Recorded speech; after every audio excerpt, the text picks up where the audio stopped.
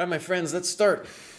I was just checking out Chess Latte earlier because that kid, man, oh man, that kid is number 3 in the amount of hours spent on El Dojo. And so what we now have to do, I'm going to have to shadoop the window once we start, I think. In fact, let's pre-shadoop. I think it's going to be more like that. Welcome to the Graduate Show. This is my favorite time of the week, favorite show of the week, and we look at who has made the jump in the last week. And this week is a full show. My eyes have been hurting a little bit today because I got new glasses. I actually put the old ones on because I was dying, because I was just dying here. So let's just see how that goes. So the way you find this is you go news feed, you got all this cool stuff going on, and then you hit view all. And these are the recent graduates. And so let's start. Let's look over here, make sure I don't get abused in the chat. I got to watch the chat at the same time. Hi, Nordovich. Oh. Okay, here we go. First, Max B made it to 6,700. So far, the layout looks okay. Okay. Solid, simple gains to get up to the next level. Let's see how they did it. Ooh, my lordy. Well, first go back one, Kraai. Oh, good macro distribution. And what are they doing non-dojo time? Okay, a little rapid. What are they doing? Games and analysis. Some blunder games and games played. Fine. Tactics. Looking good. Looking good. All right, let's see if we got a game or two here from Max. Nothing. Okay. So, we know what Max needs to do this. Let's briefly look again at the ratings. So Max is very new to the program. And so we'll expect some games from Max the next time around. Anyways, congratulations. Now here's my problem. If I go back, it's not. See, there we go. Now I think, let me just see if this worked out here. It should be all of the graduates in one page, exactamundo. That way it's a little bit easier for me to find. I'm going to Control-C this baby. And we're going to get Grand Matty Chess. The Boomer uses Control-C. Look at that rating graph, my friends. There we go. Now, this is somebody who's been working a little longer at it. And they've been grinding pretty good. So that's a beautiful graph. And let's look at the activity. I'm going to go back one. Excuse me. That's what more we like to see here. Good. So mostly the game's annotated. That's fantastic. And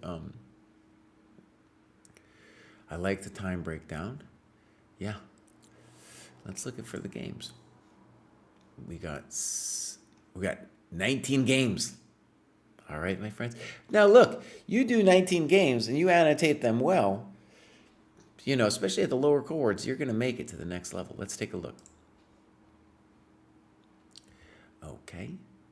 So, we got some times here. All fine so far. A little weird. I know, it's against the principles, but all right. Knight c3, castles, queen e2. I played this to follow up with bishop e4. I don't know what that means. Maybe bishop e3 is what's intended. Now, queen e2, there's nothing fundamentally wrong with it, but you might get smacked with knight d4, and because bishop g4 is going to be more annoying than usual because of that knight d4 thing, now we have to either do that or your bishop e3 thing. Okay. Now knight d4 still looks good. It seems like they're just helping you. Yeah, no, this looks good to me. And now you had the chance to win a pawn here with bishop c6 and knight e5.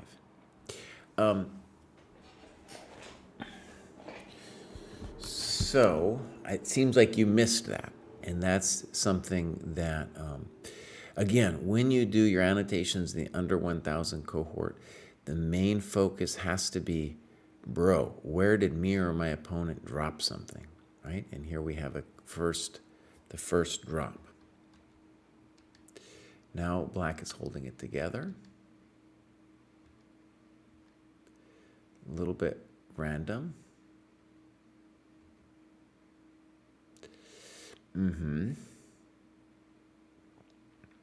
And now an interesting question would be, are you winning a pawn with, are you making life more difficult with queen c1, eyeing up all this business? Because you'll play a knight d4, and e d4 is a little weird. Personally, I think you are doing fine here. And I agree with you, the bishop c4 seems better. But there's no reason to think you're not doing great, and you should be thinking maybe of f4 at some point soon. It was a little weird, cd4, leaving the center. The point of f4 would be, let's get our bows activated over here. You know, maybe we'll play f5 next, right? Okay. Notice that the rook there is a little bit out to lunch, and again, f4 would be good. Passive. Okay, so maybe rook e2 instead. And now you've dropped I was about to say you've dropped a pawn, but it's not quite entirely true. Actually, it is, and this would be a good moment to do some tactics here. Now, something I want to criticize, this is very common, okay? We see this in the higher cohorts as well, that when people get to something that looks like an endgame, they stop annotating, like is what's going on here, right? Look at this. There was some great annotations before, and now that the position, it's almost like they feel like, oh, there's nothing for me to do here, you know? But right away, boom, you can win this bad boy, and it's a big old pawn. It's a big old pawn. Now, this, of course, your opponent could have done it to you, but you hear what I'm saying. These are the things we want to see in our annotations. So your opponent did it this way, and now it's a completely different game, but it's still hot. And now we're going to enter a rook endgame. And let me harp, let me wax poetic. The thing that we're discussing on the podcast recently is this is the moment where you can learn to play endings by, going deep here. But people it's like they're terrorized by the endgame, and so they don't go over these moves. Right? So, for example, would it have made more sense for white to play pop, pop, and pop? To me, that makes more sense. Okay? Okay, now I think white has to be extra careful. And in fact, this would be a great variation to try to analyze. Now, this is in fact a very complicated position. There's a lot going on.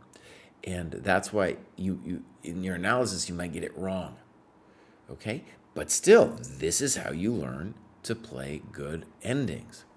What's happening here? I don't even know, but I know that if I was analyzing the thing, boom, this is what we'd want to know about. Okay, good. So, Grand Matty Chess, dude, let's just say a couple things.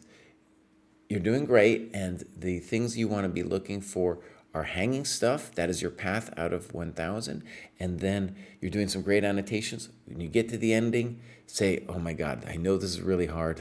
We're going to put some work in now to try to understand what was happening in the endgame. And then contrast that like it's an Italian game, right? You've somehow studied that. That to me is useless knowledge compared to, the ability to be like, oh, we can think about what's going on in the endgame. Okay, here we go. Let's go again. Now, we got next up Pepper Chess, friend of the dojo, often in the chat. I expect, hey, there he is right there.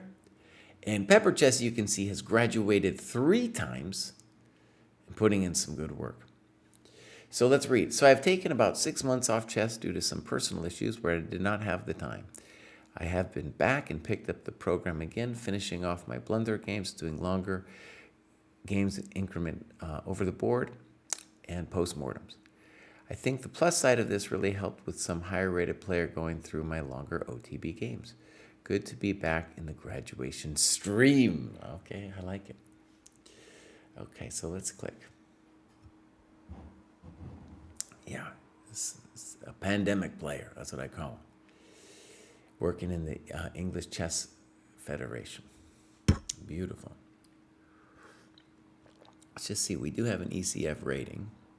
And the ECF rating is much higher, but probably Pepper Chess feels like they're not ready yet.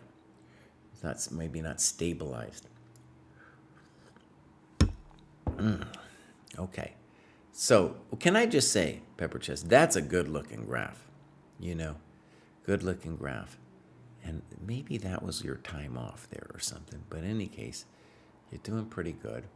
And, okay, let's take a look. We're going to go back one. And that's some nice work right there. That's some nice work. Let's look at the tactics real quick. Some mates in 2, some mates in 1. Everyone's first chess workbook. Dude, you're trusting the program. That's what we need. That's what we need, Mo. So that's really good. That's really good. Okay, let's take a look at one of Pepper's games. Actually, Pepper, if you're in the chat and you want me to look at a game in particular, we can. It'd be great to see one of your over-the-board games. Yeah, this would be good. Okay, 1 hour with 10-second increment. So, here we go. Okay. Fine. Fine. And normally here, bishop c4 would be, let's call it a little bit more frisky. And the thing to appreciate about the position is that, yeah, you're a little bit cramped, especially your queen. And so knight e5 is a good move. And one of the things to say about this good move is that although you're technically moving a developed piece twice, when black takes on e2, you are going to get that tempo back. Queen c7. Okay, good. And now you play a very frisky move with f4. We should say that you should give an eval here when you're in your variation here. Like maybe, for example, I can imagine getting to the end of this variation and being like, I don't know, I don't like this. But it is an interesting position to stare at because it's difficult for black to do anything all too much here. And candidate moves would be to secure the bishop or rook 81, that kind of thing. f4 is super frisky. And we should acknowledge that there's some tactical questions as well as the bishop's scope now being lessened. But it's definitely interesting. All right, there's other moves for black, but let's look. Bishop d6. An old teacher of mine was like, if you can't take the strong point, don't attack it. It's like an electrical force. And you can see it in this position because like now knight takes e5 is never a thing because of fe5.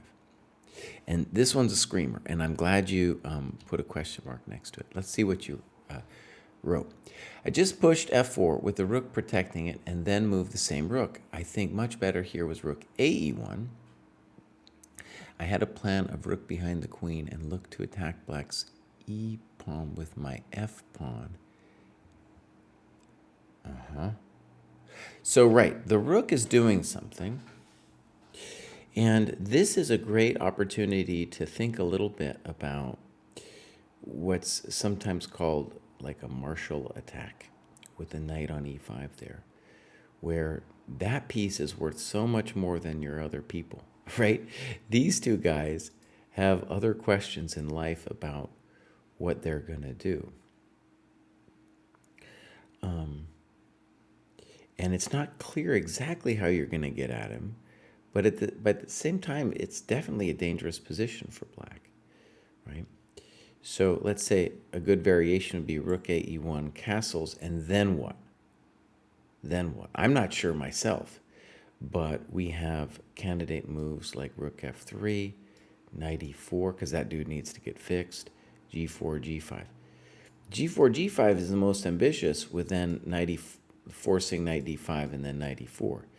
This whole time, by the way, too, there's been this question. It's like, is that going to be annoying, you know? So even king h1 is a thought. All right, so here we go. Rook fe1. Simply poor because the rook had a job to do on f1. If it was black-white's move in this position, that would be one of our candidate moves. Okay.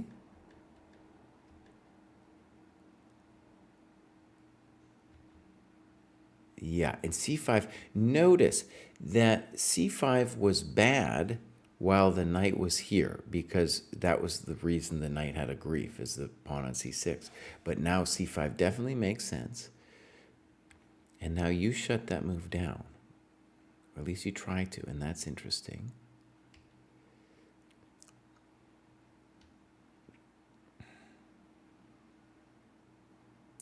I'm not sure I understand c3.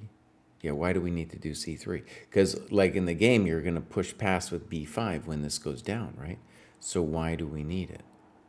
Candidate moves could be king h1, a4, that kind of thing. So this is a loss of time. Or I guess that's your intention. Okay, wait. I thought your intention was going to be to go plop, plop, and then b5 so that you would have this sinker here. But your intention actually was this, which scares me, because now they're going to get the c file with cd4 and queen c6. They don't even have to react to. They can go ahead and win the pawn here and then follow with knight d5, right? So that's a weird variation.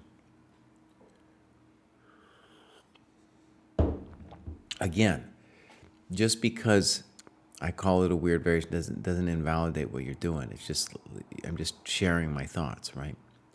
But the problem that you kind of have to put something on c6 is, dude's got all this juice all of a sudden on the c file, right? Okay, weird. And now his knight's poor.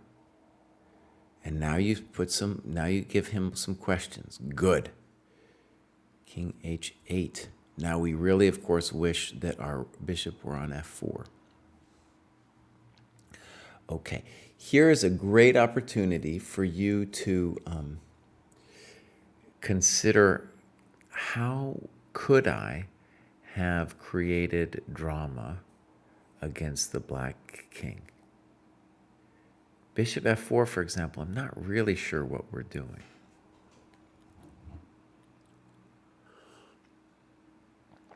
Now, the key problem I'm seeing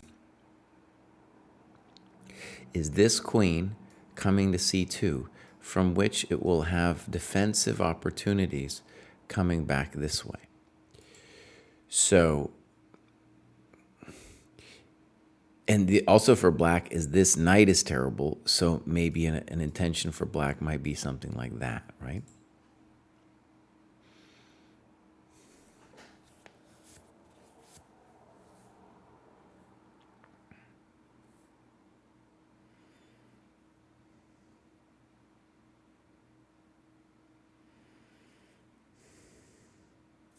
One move actually might be even rook f1. And the point here is we want to have something to do against cd, queen c2. And rook f1 is, of course, a nice move. And on queen c2 here, we would have bishop b4, I think, and we would win this pawn. I think, that's just an idea. But this is a great attacking position where, right, we want some more variations. Doesn't make any sense. Boom. Very nice. And then you sink it and you say you have the advantage. I agree. Now, this position is still really tricky, and I think you do need to mate him. Okay? Yeah. Now, you played rook e3, and I think I'm okay with that. I want to stress rook ad1 also looks good. f5, very frisky. Let's talk about the position. Black has two problems, the passed d pawn and the potential attack on the king. And I think we should say that there's a great value for black having the knight on d7.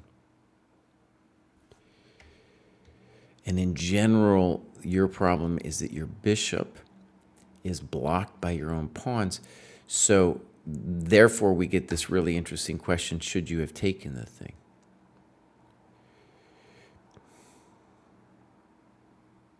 And a variation is definitely needed where you go a little deeper here. And are you afraid of this? Is that the fear? I don't know, because in general, look at this position. We would like to have this position if we could, for example, get our bishop here. And I think there's definitely some grief for dude here. Let's say queen h4. If knight d5, we have this glorious move, right? So we don't have to worry about that one. And if we can achieve bishop e5, then boy, howdy. That's something we want to do, right? That's something we want to do. That's a bad boy thing. So see, the problem was f5, they're breaking out, but they're enhancing your bishop. So this is in a lot of ways their key defensive piece, right? And this is in some ways your bad piece. Like, we don't know exactly how to use this dude.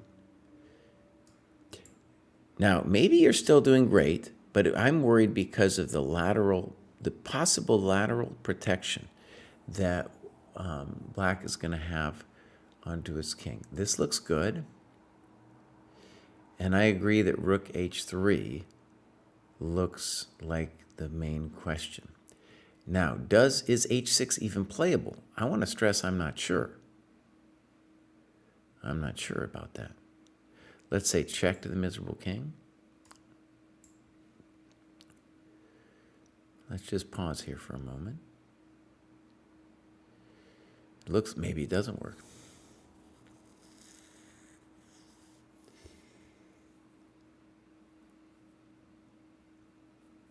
Okay, though, let's just carry on for a second. No, doesn't work, Kraai. Good. h6. So what we're seeing, if that's the case, then we don't got much here at all. And we definitely needed to play ef, right? Yeah, f5 is now, they're not going to get mated anymore.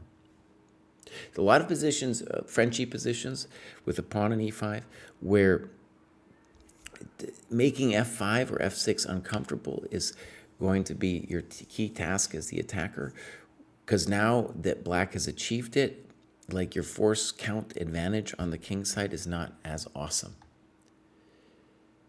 Rook g3, queen f7. This queen f7 moves looks a little bit like a security blanket move. I like that. Not sure about knight g6. And then you blew the bishop. Queen h. My clock was personally attacking me here. That's right, man. So queen h5, correct. Maybe rook d8. And you say you're still in the driver's seat. Okay, that's probably fair.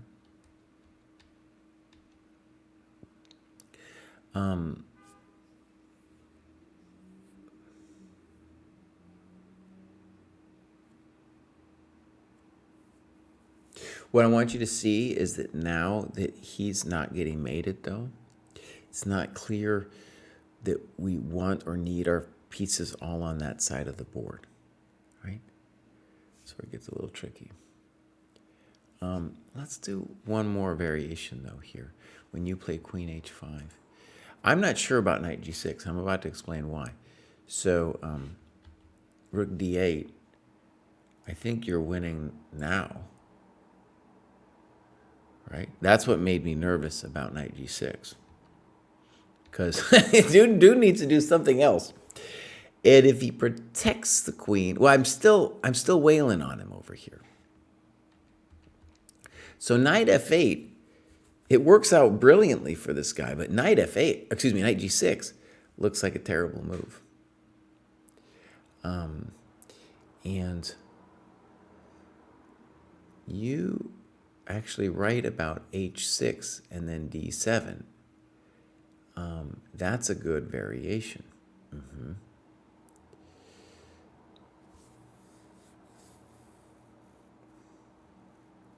Now you say rook d1 is too slow a move, but you also don't give a different move of what we should do. By the way, my friends, we're looking at a game in the below 1,000 cohort. This is pretty good chess, dude. This is pretty good chess. We want the rook behind that pawn, and we want the rook's ability to come around. Knight g6 is looking like a mistake. And it's also a little bit difficult to know exactly what black should do, because d7 is going to be a hell of a drug.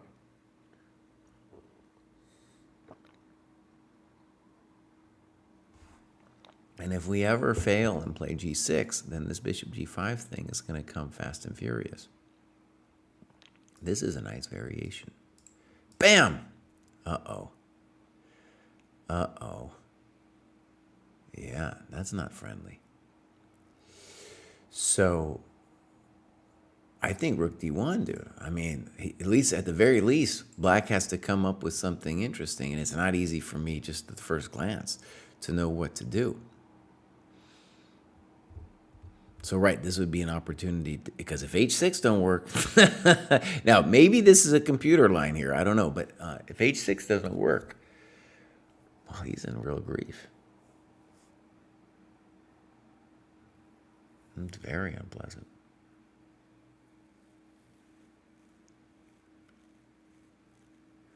Yeah. What is the dude supposed to do? Hold on, let's go back. Because remember, I made fun of you a little bit for not taking on f6. And I was like, oh, black is maybe okay here. And maybe black is. And I called queen f7 a security blanket move.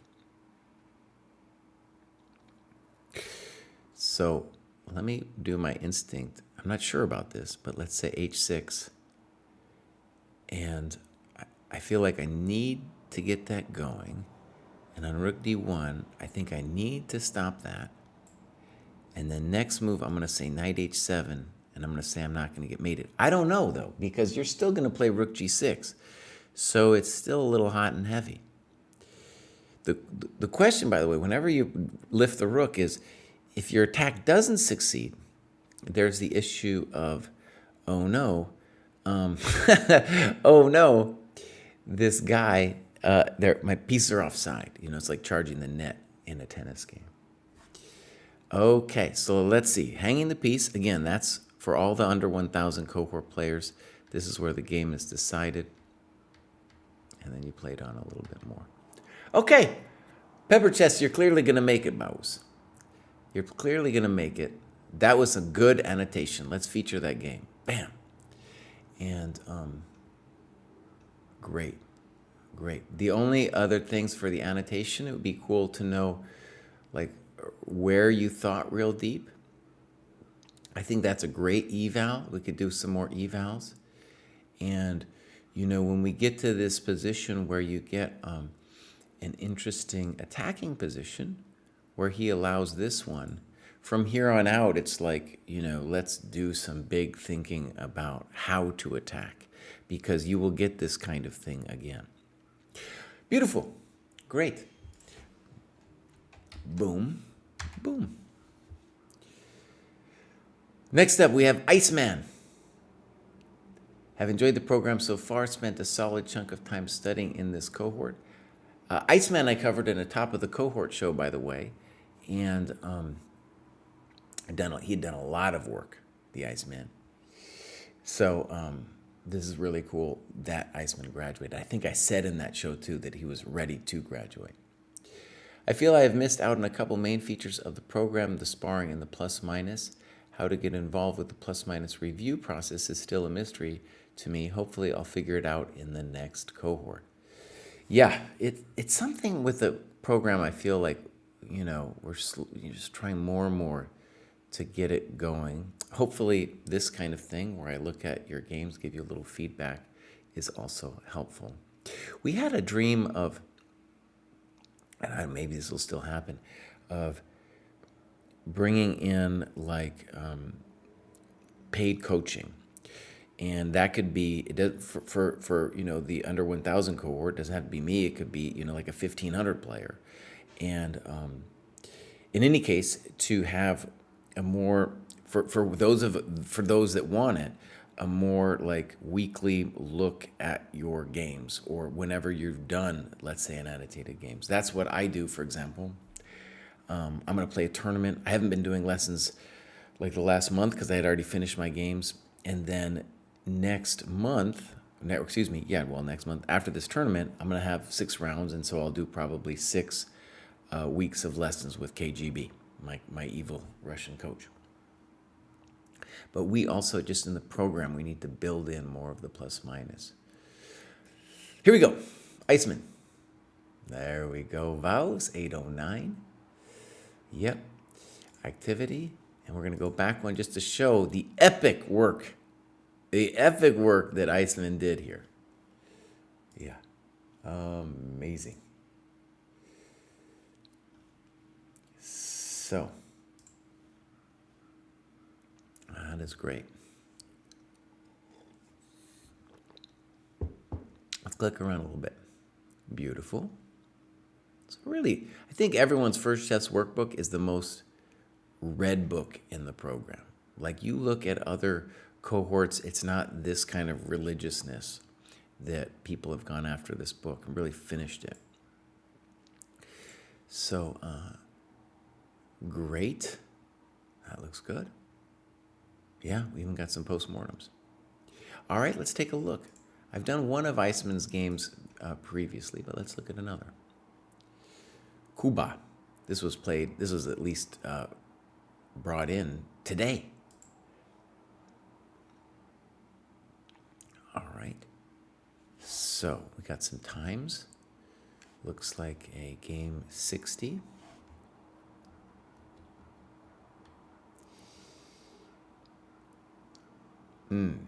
Good.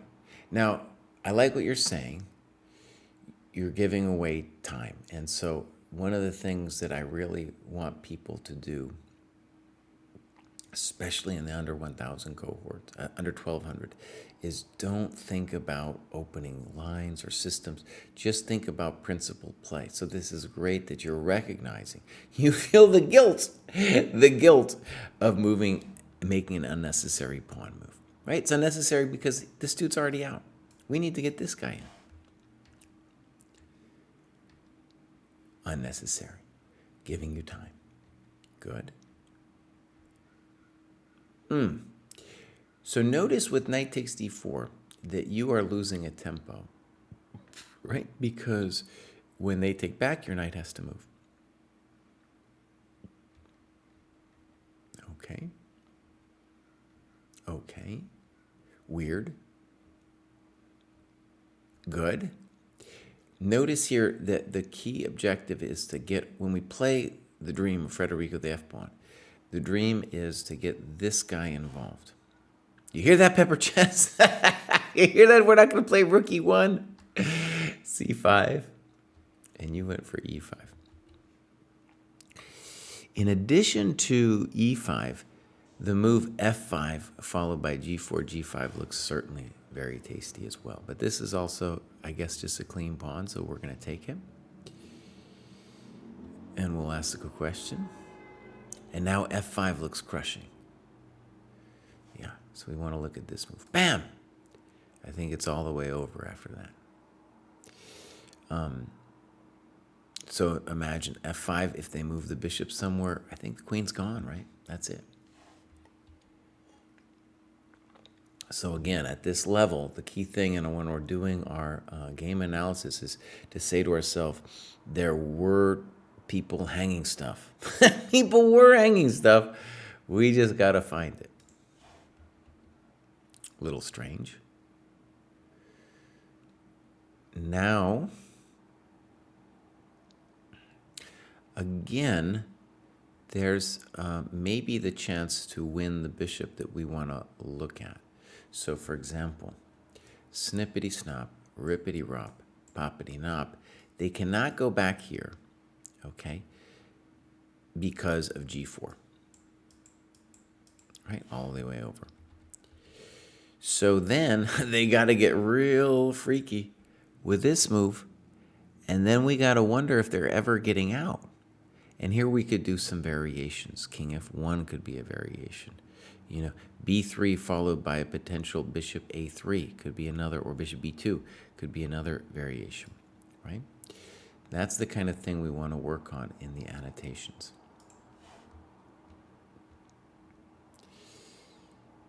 Bishop e2 wasn't doing much, by the way. It wasn't doing anything.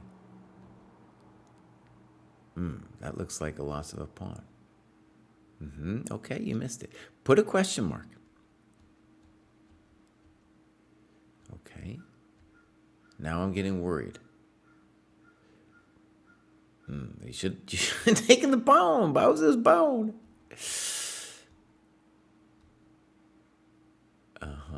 Now, okay. F3 is a good move for them to think about, so that on queen F3 they have queen C2.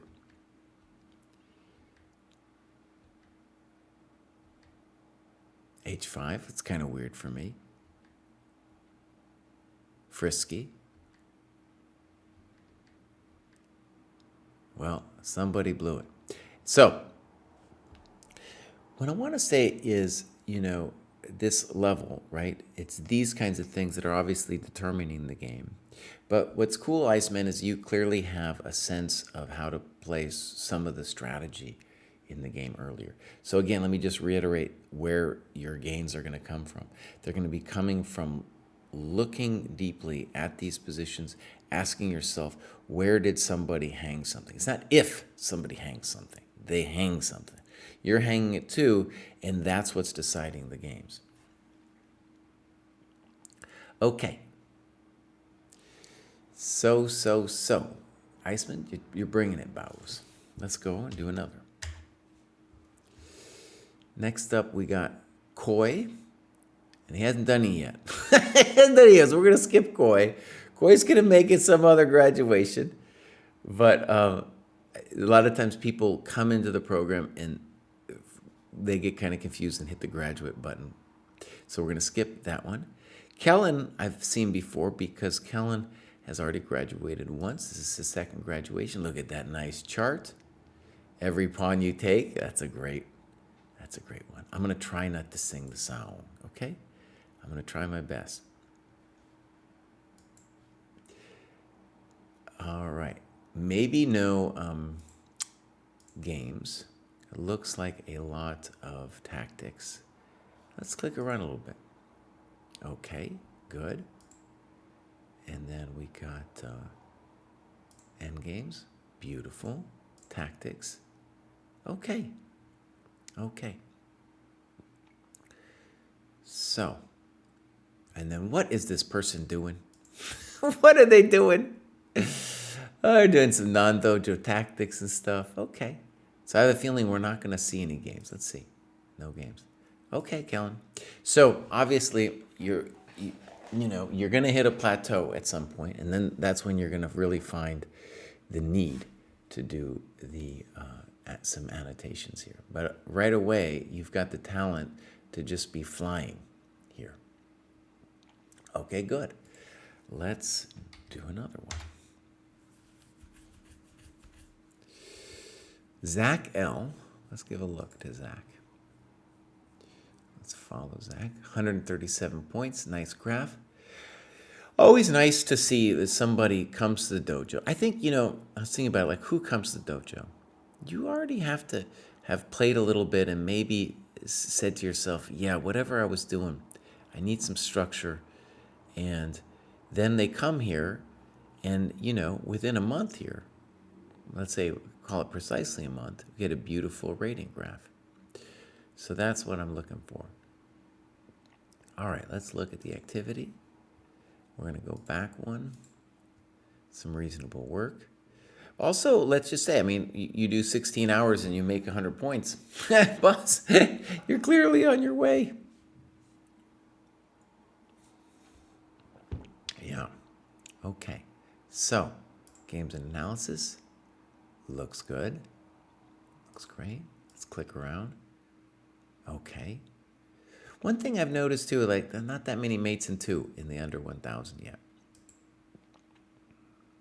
Okay. So, let's then look at Kellen. Zach L's game. Kellen was the last one. Thank you very much. And this is against Ryan. Let's check it out. Okay, fine. And this is a challenging position for White because if we don't have anything special, what's going to happen is, or rather, let's put it this way. If Black gets just 1 or 2 moves, Black is going to have an incredible French, right?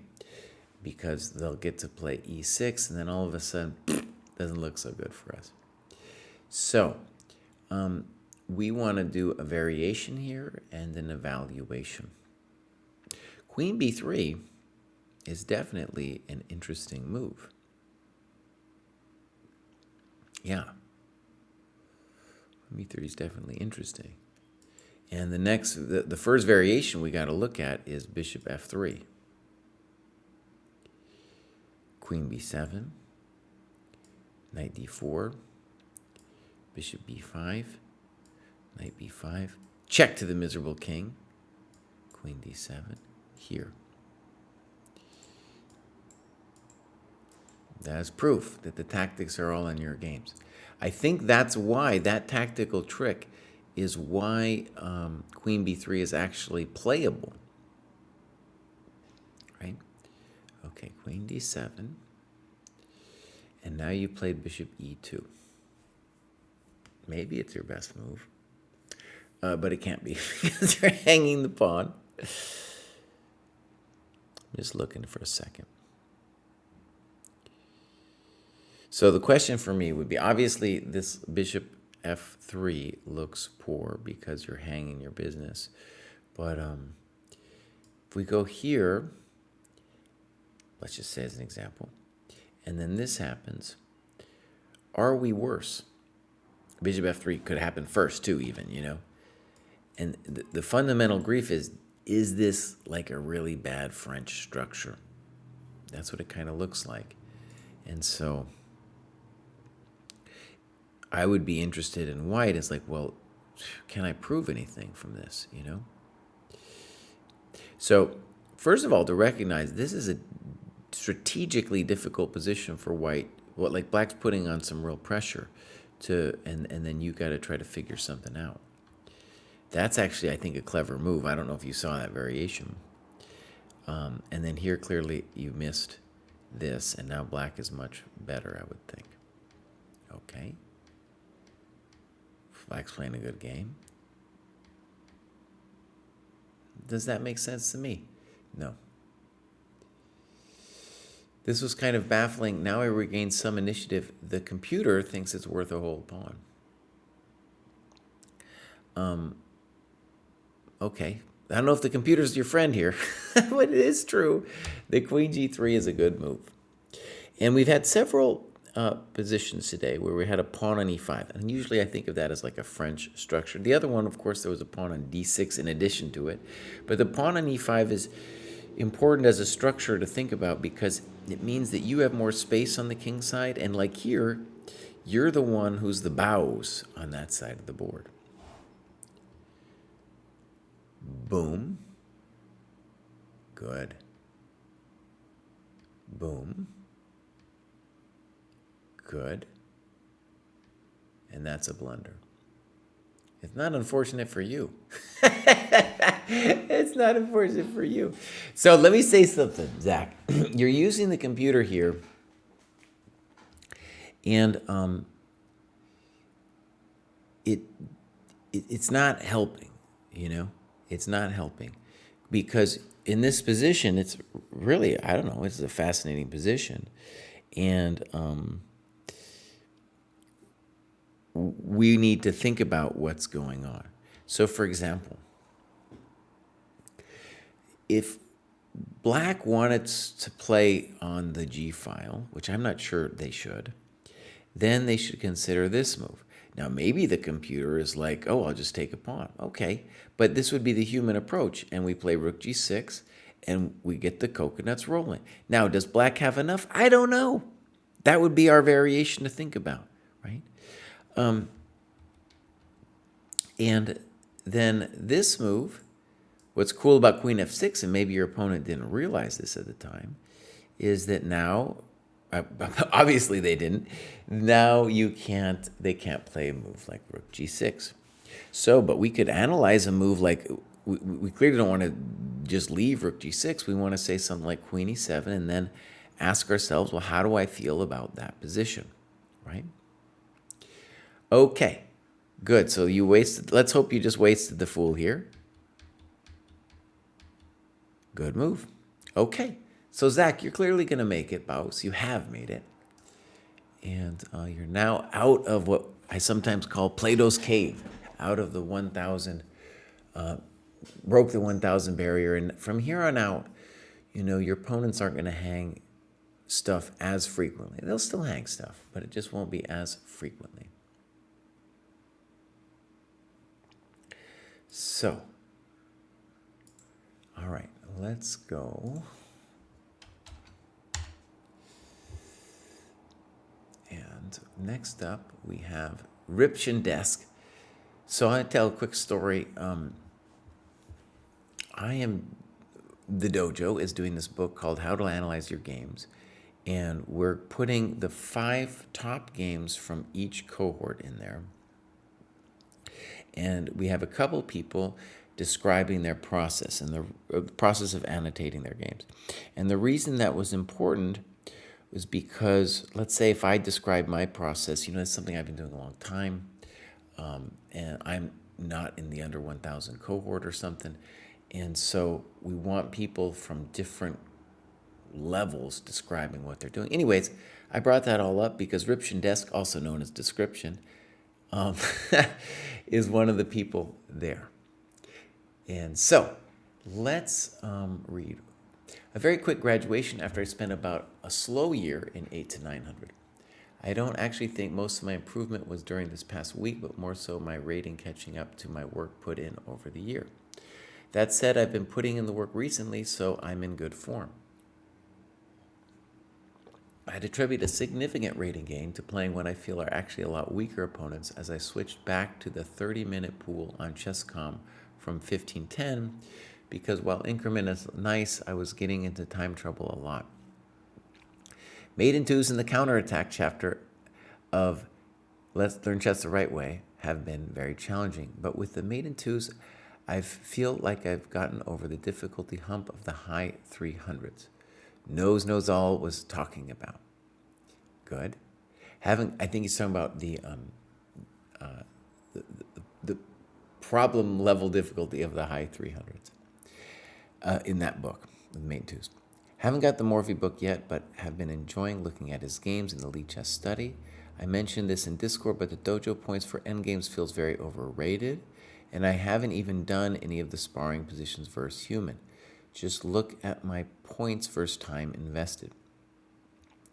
Maybe others would spend more time learning the king and pawn endings, though. I learned them through Silman's book early in the year. For graduation, please check out my game from the Gosford Open versus Andrew Robinson. Through the analysis, I feel I learned a ton about attacking chess and French pawn structures. There was another very interesting deep theoretical game in the Vienna game with the challenging c5 from my opponent that I haven't analyzed yet. Okay, good. So, Dojo rating climb. That's great. One thing, let me just say about the dojo points. We're constantly, it's a big, the program is a big machine, right? There's a lot of moving parts. And, right, the endgame algorithms, let's say for the under 1000, arguably are too easy, but they're also ones we want people to really nail down.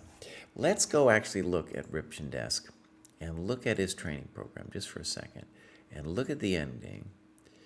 And so he's done the Silman. That's hard. That's not easy. The king and pawn checkmate, king and rook checkmate, arguably easy, but we really want you to nail that down. King and pawn versus king, also arguably easy, but really we want you to nail that down. Two bishop checkmates, well, at that level, that's one, by the way, you could argue, oh, you don't need to learn that, boss, but that's one where you're setting the stage for bishop and knight mate, and you're also setting like a good visualization up. And you haven't done algorithm 5 yet. Okay, so we'll think about it, but yeah. But in any case, let's look at the activity. And you can see here, there's the time, this is what he's talking about. The time spent on the endgame, and then the amount of points the dude got from the endgame. And we have to dial it back one. And that's also true here. So Ripchendesk breezed through those endings.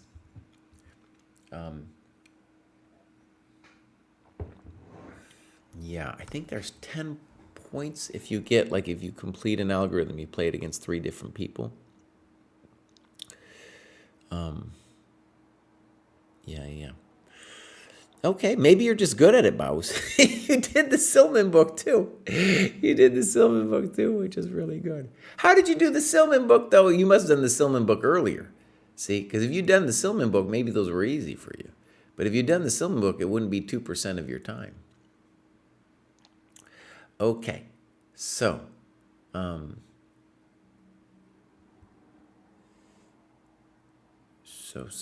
let's gonna look at this game he wants us to look at with Andrew Robinson.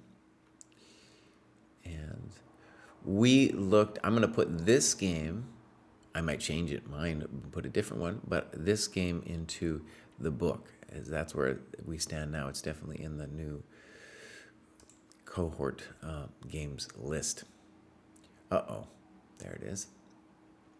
So again, Ripchendesk is playing somebody higher rated, ACF, I'm assuming it stands for Australian Chess Federation. So here we go. And looks like 60 plus 10 seconds. And Ripchendesk is playing Deep Theory with F3. And he already knows that I'm going to tell him it's too highfalutin. So we're just going to leave it. So here we go. C5, C3, CD. Now, CD is controversial because they are giving you the C3 square for your knight. Good.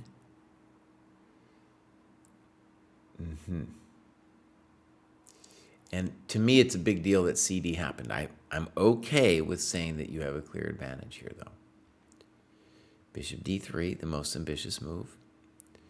Queen B6. Okay. Now you need to make a judgment call. And you play Bishop C2, which is certainly natural. And then you look at both Knight E2 and Bishop C2, Bishop...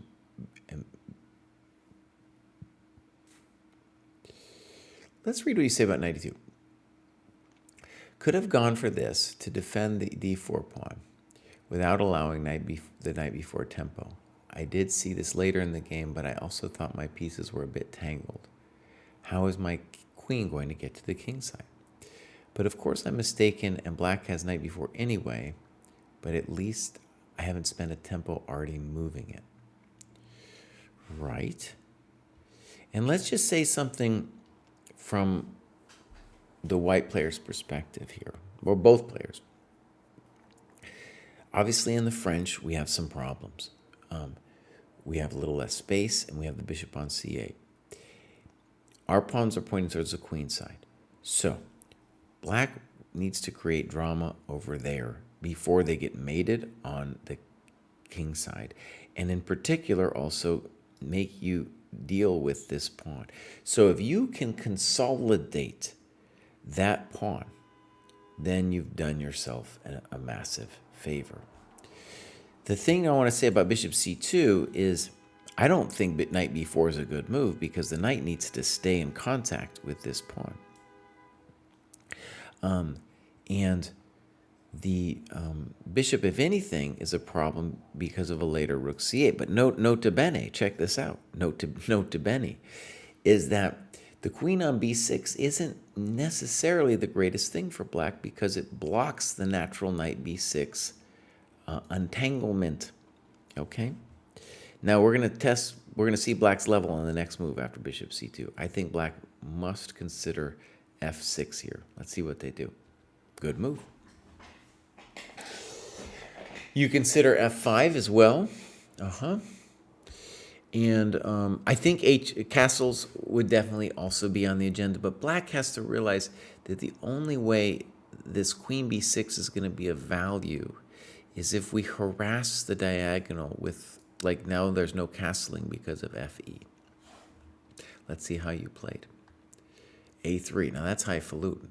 You definitely need to tell us what you think should have been played if you think a3 is a funky move. And a3 is like, oh, buddy. a3, by the way, feels like a move you would have spent a lot of time on, but it says you spent like a minute on it. This would be a difficult position, for example, for me. I wouldn't know. I wouldn't know what to do, man. One thing, actually, I can tell, actually, now that you played it so fast, I can feel that you felt it was necessary to prevent knight b4. Knight b4 is a little bit like in the movie Top Gun when you leave the wingman, though. Because once you leave d4, and I don't have any grief there, oh, I just feel so much better. This position is very hard to play for both sides. And I'm pretty sure that the right move for white is a barbaric move, and it's h4. And it's like, oh my God, Kraai, what are you talking about? Now, when I say right move, I just mean thematic. And the idea is that I want to prevent castling. I'm allowed to make pawn moves on my side of the board. Black has prevented me from castling, so I need to improve the position.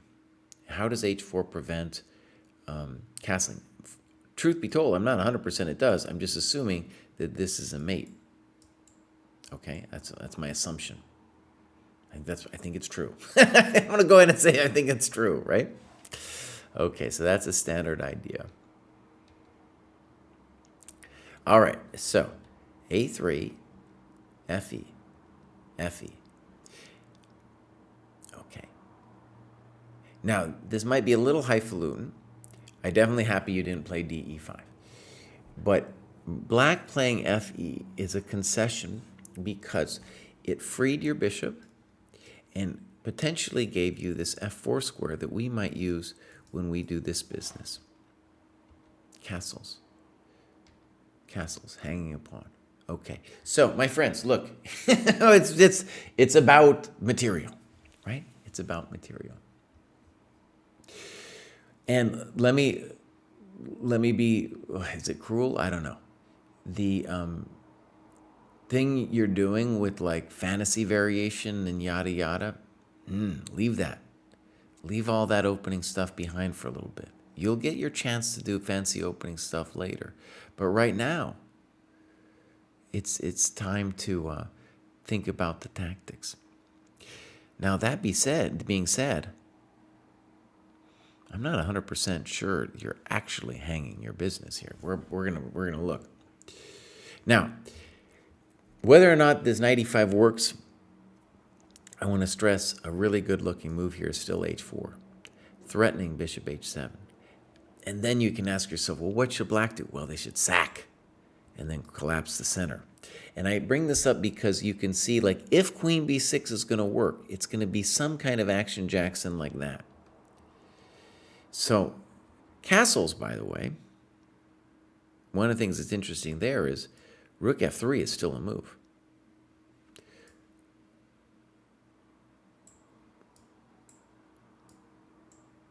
I mean, I don't know. That's something for us to think about. It's pretty hot and heavy over here. You know what I'm saying? It's pretty hot and heavy. But it looks like no lo puedo. Looks like no lo puedo. So that's the problem with rook f3 here, is I guess queen f3, and wait, now we do it. See? Bam! Right? Now we do it. Okay, so first of all, does this actually work? And you're talking now about rook f1. So, right, let's take a look first at knight e5, bishop h7. Good, and you found the tactic that I was worried about. This is great that you found this in your annotations. Bows. You're finding this in your annotations. Great, man. Great. This is how you will learn to play chess. Okay. So, black thinks they're a genius and plays knight e5. And what we're saying here, this is still not 100% clear to me.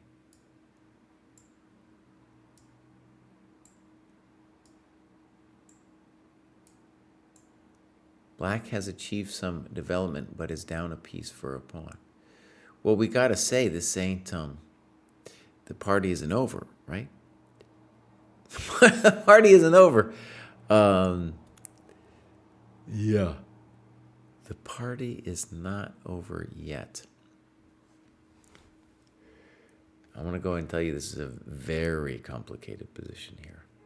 Oh, Lordy. Oh, Lordy majority.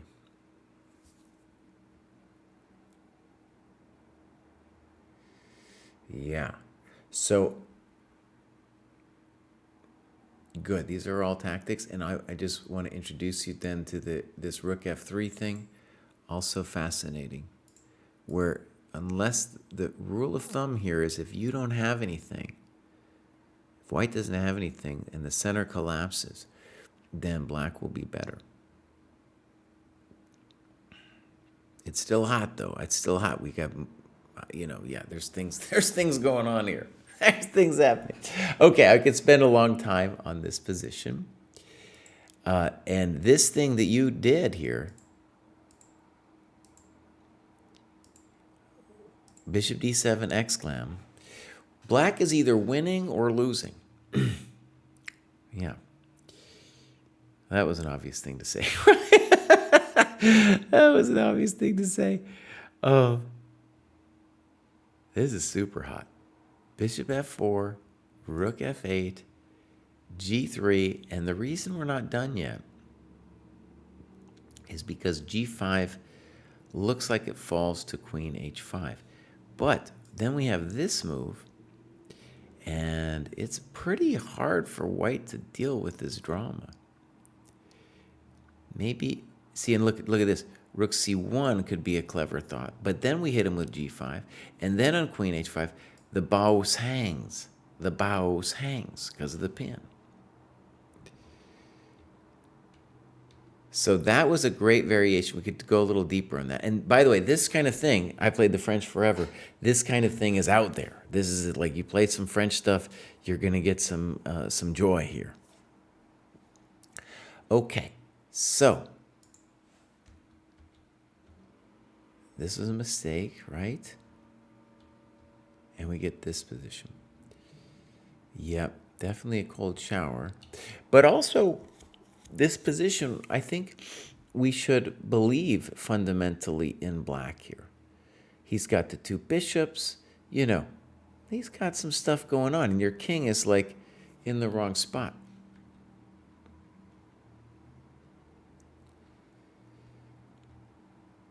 White is toast. I agree with you. You still have some practical chances. And here's a great example of the practical chances. With rook c8, it looks like black might be ready to make the mistake of taking the knight on c3. He doesn't want to be taking that knight. So a practical move, you're still toast, but would be king f2, just to see maybe he takes it. And that end game is still maybe lost, but you have some juice. Say, for example, here, here, here, here, where you have chances of play in the opposite color ending. And of course, this is no possible because of that. I don't understand. The basic move dude should be looking for here is just king e7. Just bring your king in, bud. Was that good for us? No. No. Oh, we just gave him the e5 square. All right. So what I want you to see is black doesn't know what to do in terms, think about it. He needs to be improving his stuff, right? Instead, dude is like, I don't know, I'll attack something. Okay. Looking for some tricks. Okay. Finally figures it out. Now that's a nasty move. That's one of the worst moves I've seen. Maybe he's still winning, but it makes his life a lot more complicated. It's time to play rook d6. That one definitely deserves a funk mark right there. Because that rook, it's not necessarily clear the thing gets out so easily. Maybe it does, but it's definitely making its life much harder. And rook b1 might stop a6, which is the only way out. Good move, breaking out. Knight d6 looks better. Okay, and now we're going to see what the technique level is here.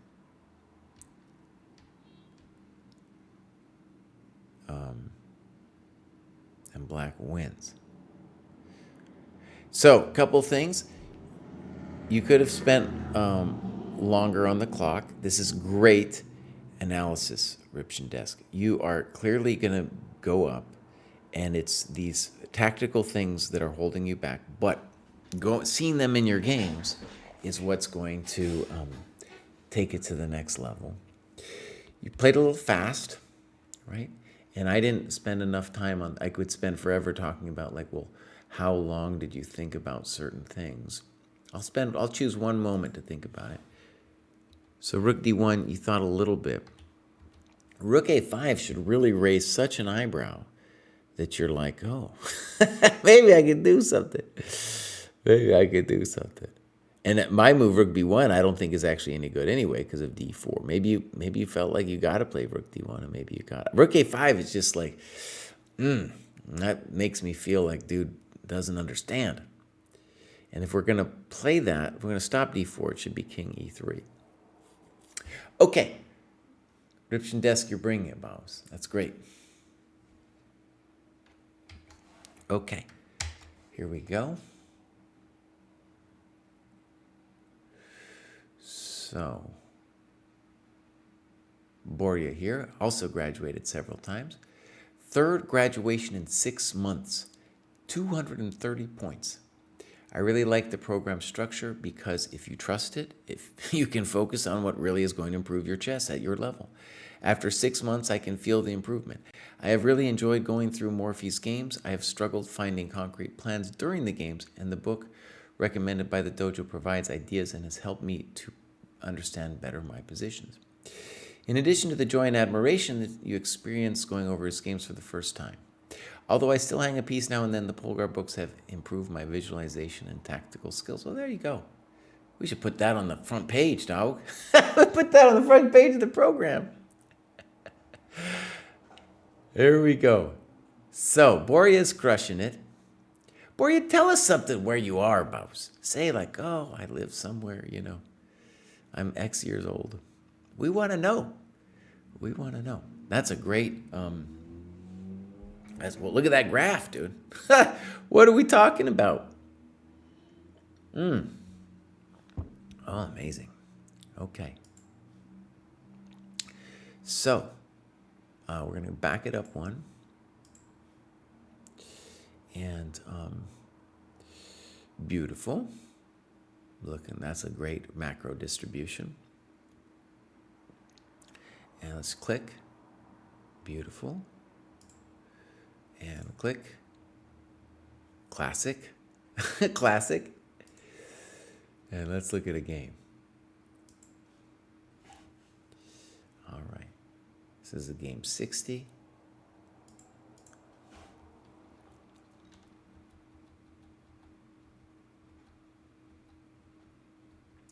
Okay.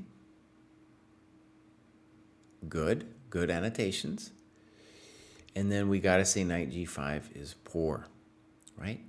Because it's not a developing move, and you just quickly castle.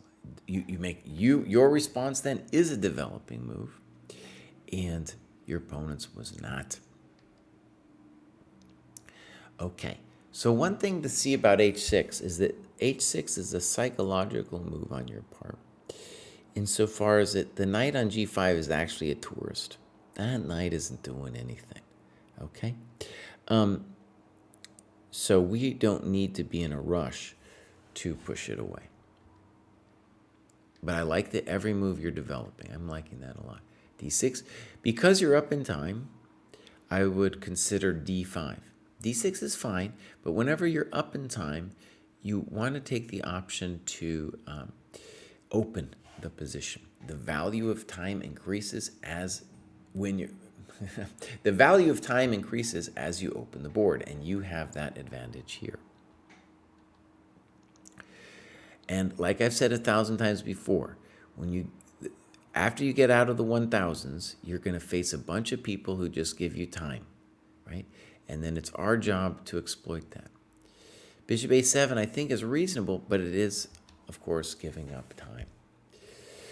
So here we have a question like, well, what should we do? It's not too easy. I think I have some sympathy for bishop a7. I have no sympathy for bishop c2. And so here's a great question where you're considering knight e7. Great. I understand. You're saying knight e2, you mean knight e7 going to g6. And so I haven't read the annotation yet, but what I'm hoping you say is my knight on c6 is no good because it's being blocked by the pawn on c3. And I want to get it active. I want to get it somewhere where it's doing something. All right, that's what I'm hoping. Let's see what you say. I once again considered knight e2, but I considered that before moving twice that piece, I should finish developing my minors. So I made a bishop move. Okay, fine. Now, here's the thing that I want you to see. The bishop on c8, let's say you play knight e7, g6. Let's say we just give that to you. Notice how you're really starting to look at the white king. We got this bad boy. We got this one. We got this one. And notice this one is definitely looking. They're looking over there. Bishop b7, it's hitting a rock. That's white's rock, right? So I just want to say bishop b7, fully natural. I'm happy you're developing. But on c8, in these kinds of positions, just want you to see, there's a lot of value on that diagonal. Makes no sense. What are they going to give you? Time. Makes no sense. Now your knight's coming to f4. Here, I don't think you need to play c6. Why are we playing c6? This chump is just giving you time left and right. It's time to start laying down the law. It's time to start coming at him. Oh. No one knows.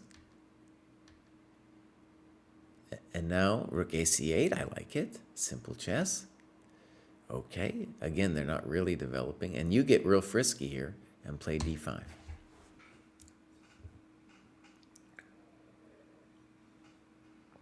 Right, and here you make a tactical mistake. Yeah. This is definitely d5's like the most frisky move. I think your position's great here.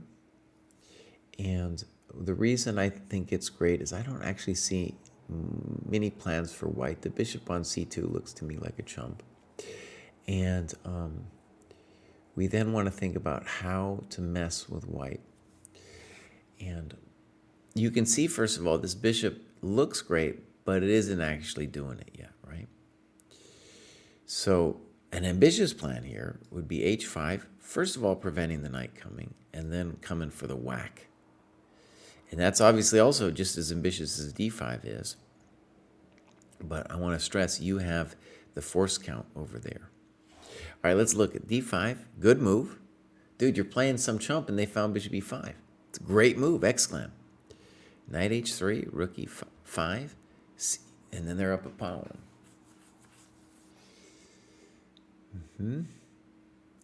Rook g5. This is fun. Bam! Now, is this true? I think it's true, dude. So wait a second. Wait a second. I trusted you that this was a mistake. Yeah. But actually, it's looking like d5 is actually fine if what we're saying is true. Let's double check this. Bishop e5. Knight h3. We got to consider this variation for the guy, right? Especially if they're going to get attacked to death. Yeah.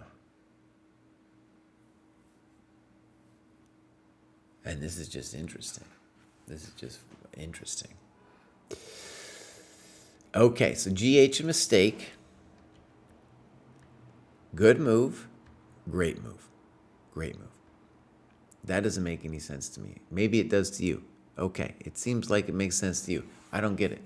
Knight b4, bishop b4. It's a yard sale going on over here, though. Right? Isn't he yard sailing it? Isn't this a yard sale? Now, before we talk about yard sales,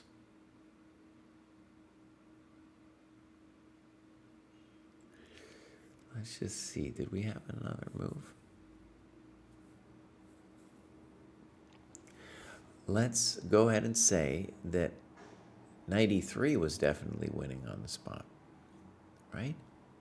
Maybe it's even that's a little complicated. So why is it maybe complicated? Because if knight e3, bishop e4, if you take, knight takes, hitting our rook. And if knight takes, no, I think we got him. Well, it's still complicated. Look at this mouse. Oh no, what's happening? I'm having trouble counting all the pieces. Mouse, this is a mess. Wait, but I got that bad boy. Let's do that again. Knight e3. Now, well, they got to play, if the d5, we're going to take the rook. So bishop e4 takes. Bishop b7 takes. Bishop c8 takes. And we're winning. Right? Holy moly.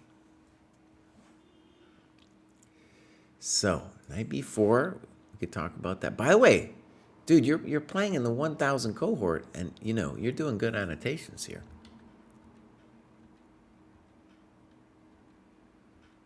I mean, you're winning this too, it seems. Still, yes, it's dangerous. H5?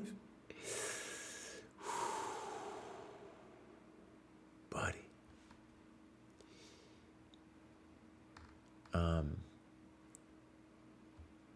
This is a spicy momentito. Holy catoles. So this is definitely a moment to do some tactics. For example, white's threading this. They think they're very clever. Can't you be clever back, though, with rook c4? And if knight f6, bishop takes, we're saying hello. We're saying hello. And the party might not end there, but check it out. Look at this variation. Here. We think we're clever. Oh, our rook hangs. Holy moly. Even this one, who knows exactly what's happening. But let's see if we can find something better than that. I think we can, because we say Check to the miserable king. Right? So, again, this would be a moment. This is the critical tactical moment. And then this one, like maybe you're still doing great, but white is up a piece. Right?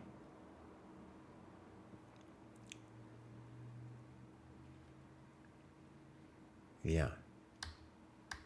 And so this is fully who knows what's happening, right? Like maybe you got enough juice, maybe you don't, but white could believe in his position just as much as you can.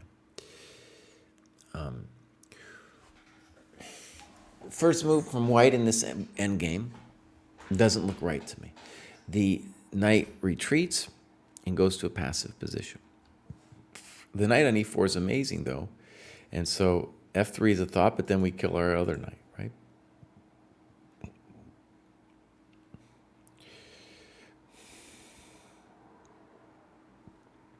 So we could do like a whole evaluation, let's say rook e1 followed by knight f3. And the idea for white has to be, how can white coordinate some juice with the knights before those pawns roll? Now, let's talk about this for a second.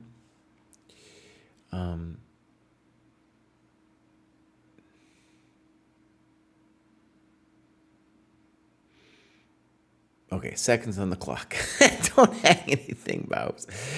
Knight d2, I criticize, but if it's true that this is the best you've got, then maybe it isn't so hot. They're going to hang their stuff here, though. No, they're just moving around, too. That's just helping you. That was a huge help. They did not have to help you. Okay, so we need to talk about that move. Because white has a blockade on this square. What does he need to do? Instead of just attacking random stuff, dude needs to start fixing his pieces, bringing them in. And then we need to ask in the annotations, are we hosed here? Because it doesn't look good. It doesn't look good. This is precisely the blockade situation that we're worried about. Knight c5, question mark.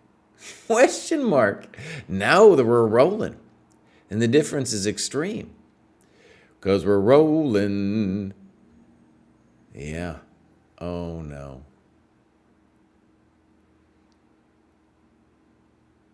Well, Baus, why didn't we play check to the miserable king? That looked something interesting. Because, Jesse, he can go to king h2, you idiot. Why don't we take the pawn, rather? Why don't we take the pawn, man?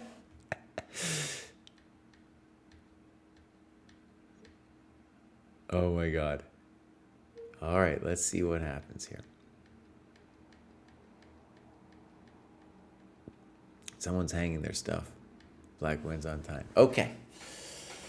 Whew, man, that was some heat. That was some heat.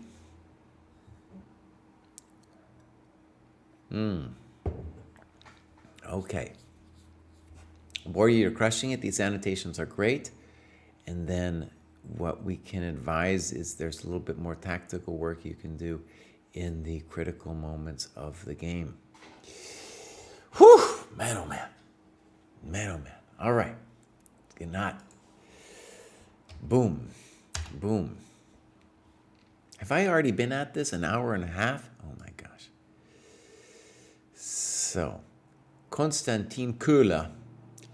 I've enjoyed the endgame recommendations. Also, while not really in the dojo, I really enjoyed Jesse's course on time in the opening. Nice, dude. Okay. Check out my course. The idea was very simple, and that was that in my experience as a coach, you can learn to play good developing moves in the opening at a GM level, and it's the only thing you can learn to play at a very high level relatively quickly. For example, learning not to hang your stuff, that takes a while. People are going to be hanging their stuff, right? Let's follow Konstantin here. That's a great graph, Konstantin. Look at that thing. Look at that thing. So we're going to go back one. And dude is working on the end game. Look at that. Yeah. Okay. So, probably not any games. No. And Konstantin's going to be doing it, man. Konstantin's going to be doing it. Especially if he's got the course in hand. My best course title ever. It's about time. I had to fight for it, too. The people at ChessDojo were like, no, we don't like that one. I had to beg. I had to plead. I had to throw a fit. Okay, here we go. Next up, we got Thierry. I joined what is still recently for me, and checking boxes hasn't really been my thing yet, but I focus on playing longer games and truly calculating, as well as some analysis of those games. So I think he hasn't checked any boxes, but maybe he's got some games. Oh, we got one game. This is going to be just trying to figure out. Well, I'm guessing it's white, and it looks like a 30 plus 30 game. Okay, good.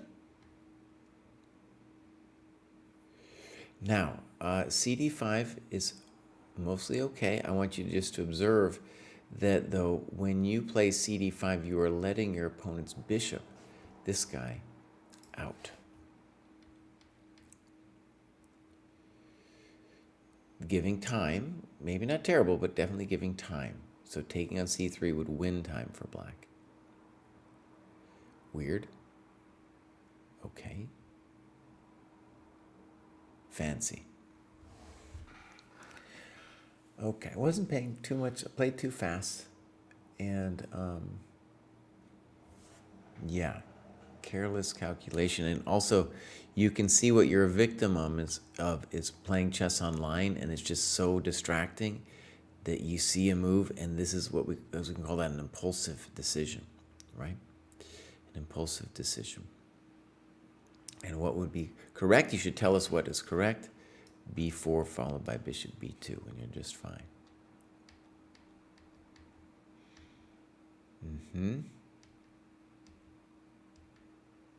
Check to the miserable king. Now, let's say G6 is controversial. I assume he's still winning, but it's controversial because he just opened his coconuts to this business here. Good. Now you got some real compensation. That's a good move. Let's bring the lady in. Now black's in trouble. Let's take, okay. Now we got him. Thank you. Now rook d5. Thank you. Check to the miserable king. There we go. There we go. So, Terry, great that you're in the program and stuff. I definitely think the annotations, like for example, it would be good to think about how black blew this position, right? G6 is the beginning. And then, is it already bad for black here? Maybe. Maybe. It's not so pleasant for a peasant anymore. Yeah. That's what they get. That's what they get. And on knight yeah, it's already really rough. We could consider, by the way, this move, check to the miserable king, f6, knight f4. The problem here, though, is we're still going to get body slammed with knight e6. But we shouldn't finish the variation quite yet. Like, let's say bishop d7, queen g3, and we still have massive grief because knight h5 with this kind of thing is coming. We could analyze this so further. It's not quite over. So, but we definitely want to put a question mark here and say, well, what do we think black should have done? And then maybe try to analyze this position. Okay, Thierry, fantastic. So, we got truck score. Nice. Truck score is probably in the chat here. Truck score is also somebody who's graduated several times, working very hard on their chess. So let's read what truck score says. I feel the community aspect on the Discord has been invaluable, and it provides the right environment for me to stick to and follow the program. I had some feelings of doubt and low confidence when I went 2.5 out of 5 in a tournament and then 1 out of 5 in another. My OTB dropped 48 points. Since joining the dojo, I wasn't sure if it was my lack of experience, lack of online games, etc. Stick it out and had a crazy 4.5 out of 5 tournament last week, getting second in the under 1600 with a performance of 1707 and winning my first ever chess money prize, which boosted my already established OTB to 39. Dedicating myself to continue following the program and learn from each and every game review. Still doing Polgar mates outside those recommended for my band, that's fine. But also picked up winning chess tactics and also winning chess strategies, and just so excited to keep studying, learning, hopefully keep improving. I technically could graduate yet again based on ratings, but wanted to prove I belong here by staying until I complete at least a few more rated games. Trust the program. Nice. One thing that's cool about this is I wonder if one maybe possibly common experience is like, imagine, you start doing something different. This could be in any activity, I think, with chess or whatever. And your first experience in that new way of doing things might be to actually regress, right? To lose points. And then you could be like, oh man, I don't feel good about this, that kind of thing, And I think, I think there's all kinds of arenas where I'm sure that's true. Like some new soccer coach has got you doing something weird, man. And you're like, damn it, I'm regressing. I ain't no good anymore. Okay, let's click on Truck Score and check it out. 26 years old. This is great. I love learning a little bit about people. Powerlifter.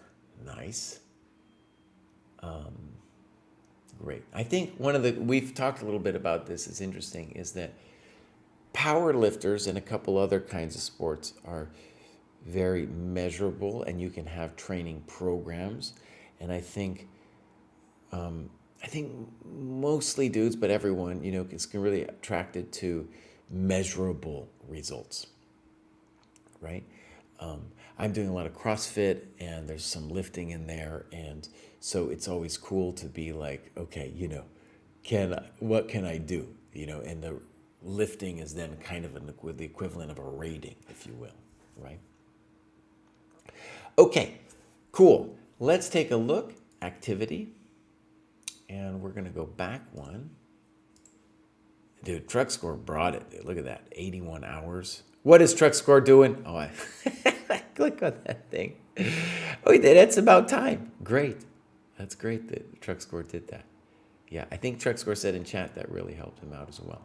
Definitely, like, if it's that kind of basis, doesn't have to be from me, but that kind of basis of an approach to openings and principles, much better than learning some crazy theory, especially at this point. And that's one of the things about trusting the dojo is like, there will be a time to study openings. You can see I've been streaming openings day in and day out, or not day in, day out, but every morning last couple of weeks. And yeah, for where I'm at, I should be probably doing more openings, right? Okay, so this looks great. And Trucks, do you have a game in here you want me to look at?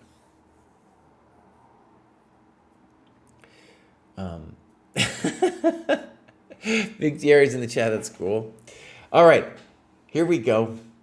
And I think Truck Score is in Canada. I think this is going to be just make sure I haven't gone over it already. So, right, this is from the tournament he referenced where he was crushing it. And that's got to be a French-Canadian name of the guy he's playing. All right, here we go. EF4. D5. Good move. Good move. And then you talk about C6, which is fine. Bishop D7.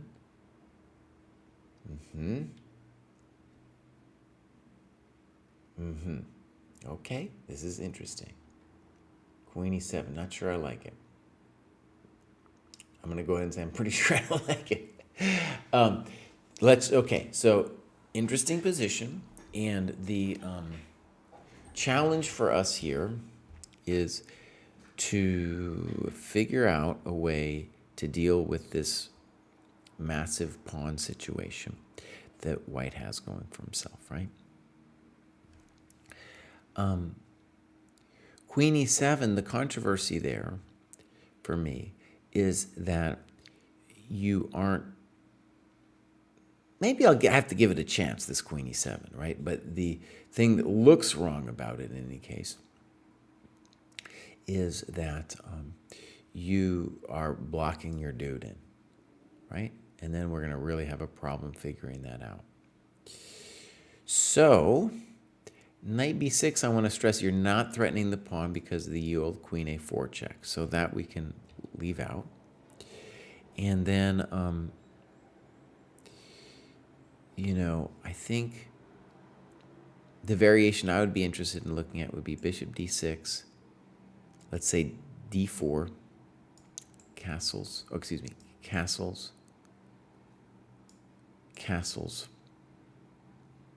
they have to worry about rook e8, and then evaluating this position. One response might be c5, pop, and we have ourselves an interesting position, right? It's just an interesting position. To me, it looks, I don't know, roughly equal. Okay, so queen e7, king f1.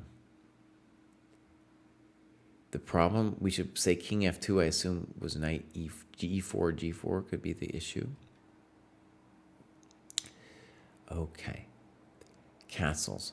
Right, and I think if you're going to play, if you are going to play queen e7, you're kind of committed to doing this weird castling thing and maybe even dreaming of launching it.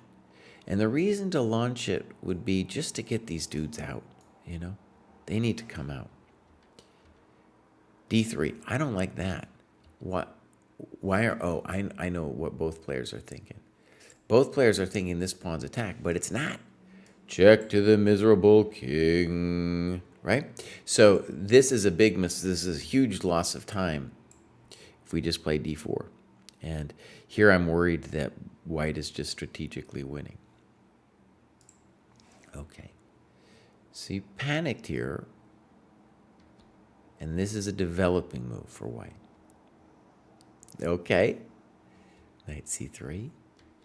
Bishop g7. I'm glad you're developing. Good. Bishop f4. Bam! And the problem, of course, is when we don't develop and we play things like what we did, our opponents do things like this to us. Yeah. Whew, man. And right, you needed to castle long. In fact, when we look at this position, it would be good to try to, let's say, evaluate this position. Where, white's king has got problems just as much as yours. And then white's real key question here, I think, is, well, what are you going to do with this bishop bows? Its best move might even be the ridiculous-looking g3, which, let's just say, that's controversial looking, right? There's some controversy involved in that move. But the bishop has to get out. Okay, so this went down. You play g4. Okay. Normal. So one of the things we'll say about the white player here, okay, is white should be hyper-focused. We'll just see this as a question, okay? So in my experience as a coach, I talked about this in What's About Time, but also in other videos, that it's very hard for players to get a sense, a feel for how urgent it is for them to fix this rook. So instead, they'll be doing other wild stuff like knight e4. And so the moves black should be considering here are h3, h4, g3. Those are the moves that they should be considering, and we should be considering them in the analysis, right? Yeah. Yeah, and it's really interesting. White, we would think that white is better due to the fact that they found that bishop f4 thing, but they need to find a good move now. like pronto. Like pronto. All right, knight e4. You took the thing, and I'm not sure about that. What's White's problem? White's problem is the fact that this rook isn't in.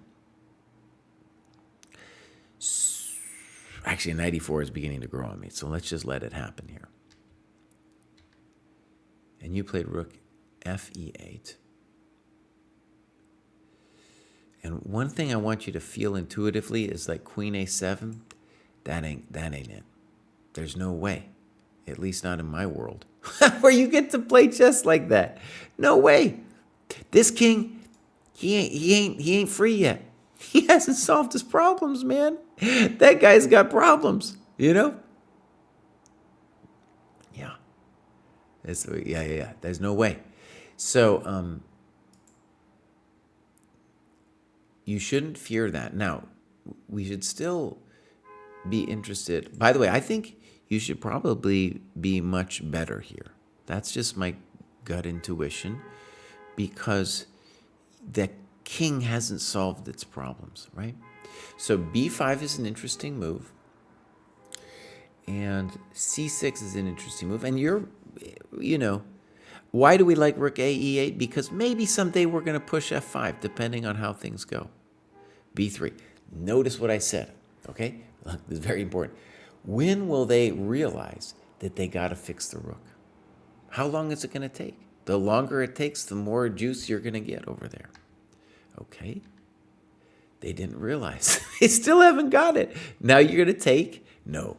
You take and bring your rook in, right? You take and bring your rook in. Time. Take and bring your rook in. You are up a rook until dude figures it out.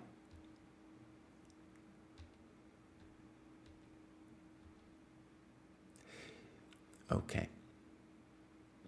And now you find a really nice tactic, and it's because this person didn't figure out time, right? So what did they need to do? They need to play king g2. What was the purpose of g3? To play king g2. And they were like, oh, I can have everything. No, you can't have everything. Welcome to the dojo. Welcome to the dojo. That's right, buddy. Now he's in a little trouble. Let's see your variation. Check to the miserable king. Check to the miserable king. Mate. Very nice move. And again, a key skill you're going to have going forward is these chumps are going to give you time, and that's when these tactical opportunities are going to happen for you. So, now you played bishop c3.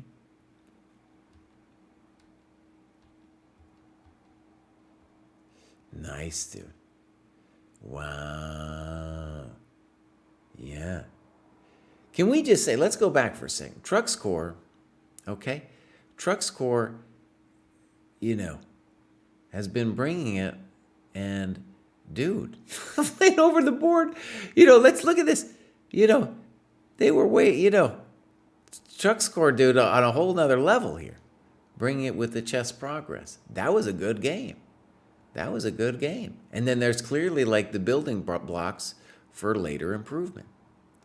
Yeah, okay. And I'm gonna feature that game too. That was good. Yeah, I like it. Let's keep going. So next up, we got so many people still. Oh my Lord. Oh sweet baby Jesus. You know what's going to happen? Truck score, I don't get to go to the gym today, boss. I got to stay here and do all this. That's okay. I got the weekend, so I'll get some good sweat in this weekend. This is Bartles. A fairly fast graduation, but I think I put some decent hours in for this. I've been reading Logical Chess, doing Polgar Mates, annotated games.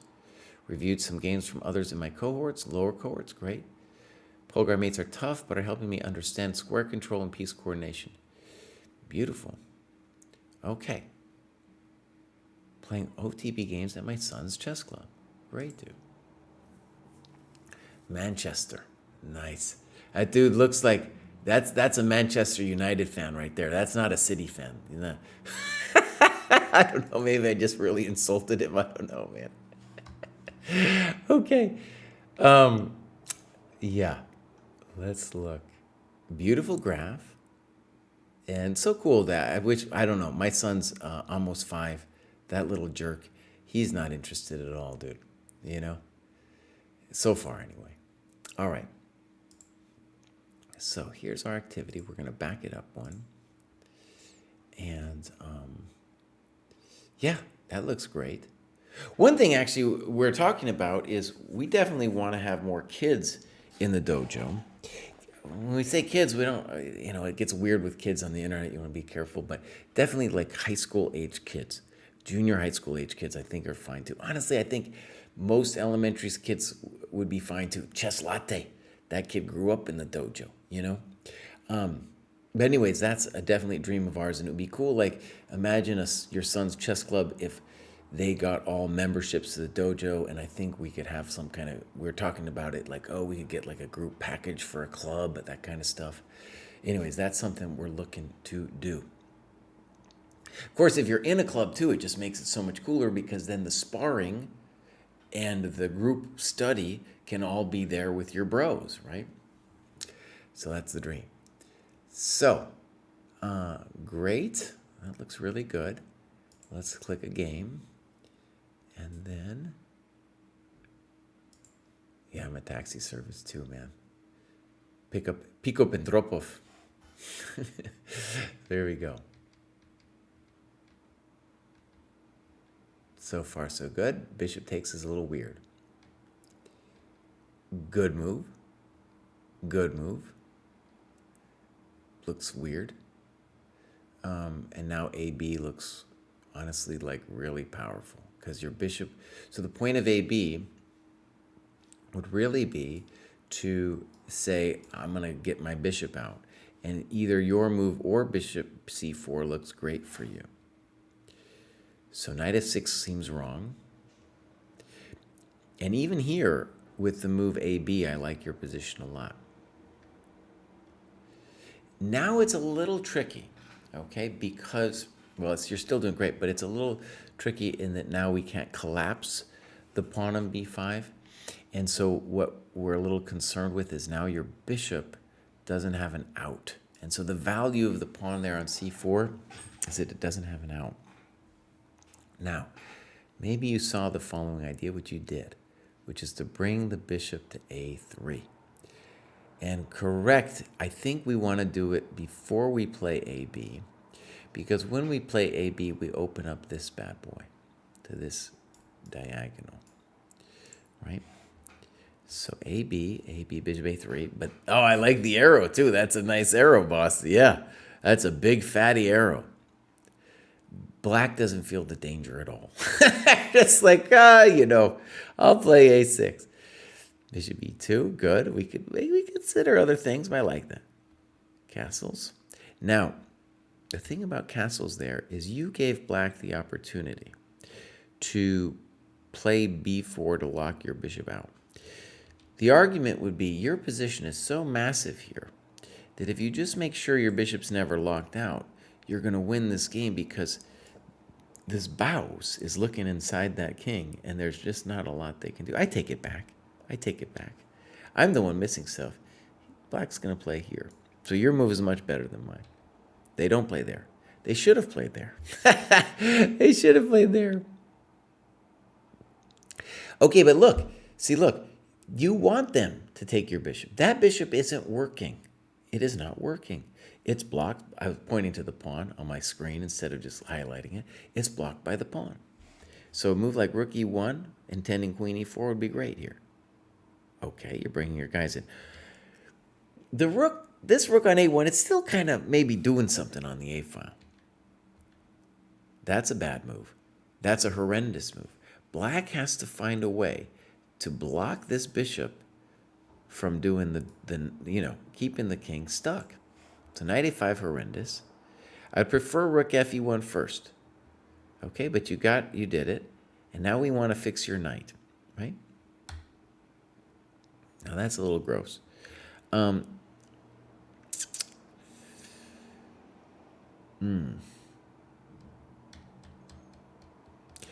I guess I would want to see maybe queen e3. Then you could think about knight g5, and if he moves the queen, probably wants to go there, you'd have queen g5 looking at the dark squares. Okay. He probably thought he was mating you. Now, why does bishop c1 make me want to scream? Because your bishop's a dream over there. The guy's a dream.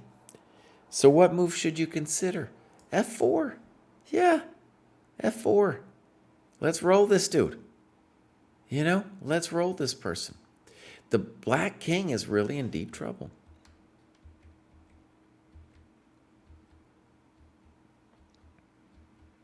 Good. I'm glad you went back. And that's a chump move. Thank you very much. Ooh, and f4 for sure. f4 for sure is just, we're just rolling this person. We still want f4. Black doesn't know what they're doing. We still want f4. Good. f5. Dang. Dang, that's a move, son. Wait, getting kind of angry. Now, let me just say this. You're clearly in some time pressure here. But it would be good to talk about this position some. And what I mean by that is Black's king, he's just not cared about their king, and they do deserve to get mated. They've also put their knight completely off sides, right? In chess, in soccer, it is illegal to go off sides. In chess, it's just a bad decision. The knight needs to be back somewhere over here, somewhere near the king, near his ombre. That's a fancy move. Good. I love that. Frisky. Okay. Good move. We end him. Nice. Game over. Okay. So, I'm liking your chess journey. Been many parents who've got into the game through their kids, and then their kids end up giving it up and they just keep playing, So that's really cool. Notice too that you did a lot of analysis at this phase, and then there was a lot of interesting moments later where we could have talked more about it. Like, definitely we want to give big question marks to the fact that Black didn't understand that your bishop is slicing him over here, right? Okay. So, here we go. Voomp. This is one of the I think this will be the longest grad show. In fact, I'm going to have to take a potty break pretty soon. This is too long for me. Corrosive Scarab, we've seen before. He doesn't say anything, but Corrosive Scarab is here. Actor with a love of labor-intensive games, and here we are. Let's follow Corrosive. Huge rating gains.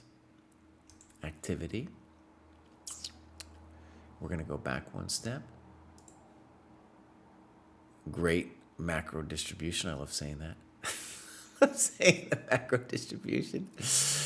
And when we look back at the ratings, yeah, so been a good slog here for 260 points. And games. And we got at least one. How many we got? Lots, student, lots. Okay. My friends, I'm going to take a quick break. I'll be right back. Chess Dojo training program was built around 3 principles. The first is that to improve at anything, you need a structure and a plan to follow, something you can trust. And so at the dojo, we have material, whether you're an absolute beginner or you're a grandmaster, we have the appropriate material to get you to the next level. The second principle is something that also can be used to learn anything, and that's called the principle of plus minus equal, that you need somebody above you, an equal, and somebody below you. And in terms of the dojo, what that means is above you, you will have the senseis and other higher rated players who will give you insight and critique maybe on your games. But at a deeper level, the program itself is the plus that you have to give some measure of authority to follow the program. Your equal is your cohort. These are the people with whom you are going to spar out positions, you're going to discuss books, you're going to play against, you're going to have postmortems. It's a very rich community. And then finally, and this is very important, you need a minus, and this is somebody to whom you can explain your ideas. And only when you can explain your ideas to somebody who doesn't get them yet, have you truly understood those ideas yourself. The third principle is very chess specific, and that is really a Soviet Botvinnik principle, and that you have to go over your games in order to progress. And so at the dojo, we have a games database, and you will be publishing your analysis into that database. Now, the act of publishing, when you're analyzing the game, will have the effect that you know that somebody else, maybe myself, will read your analysis, okay? And so you will try harder to be clearer about what you are thinking about, to be clear in your analysis. And that process of becoming clearer will help your thoughts get clearer too. And one of the great successes of the dojo is just throughout the years we've been doing this, we have a great collection of games annotated by a variety, all the levels of player out there. And so you can, before you even do the annotations yourself, you can see what a good annotation looks like at your level. So those are the three principles of the dojo. And finally, one of the beautiful things about the dojo is it really is a community, and it exists on the Discord, where you can ask questions either to ourselves or to the community, to your cohort, right? And then also we have a news feed where you can follow players and give them encouragement, questions, all that kind of thing as well. So 3 principles plus a community is the basis of the dojo and of chess improvement.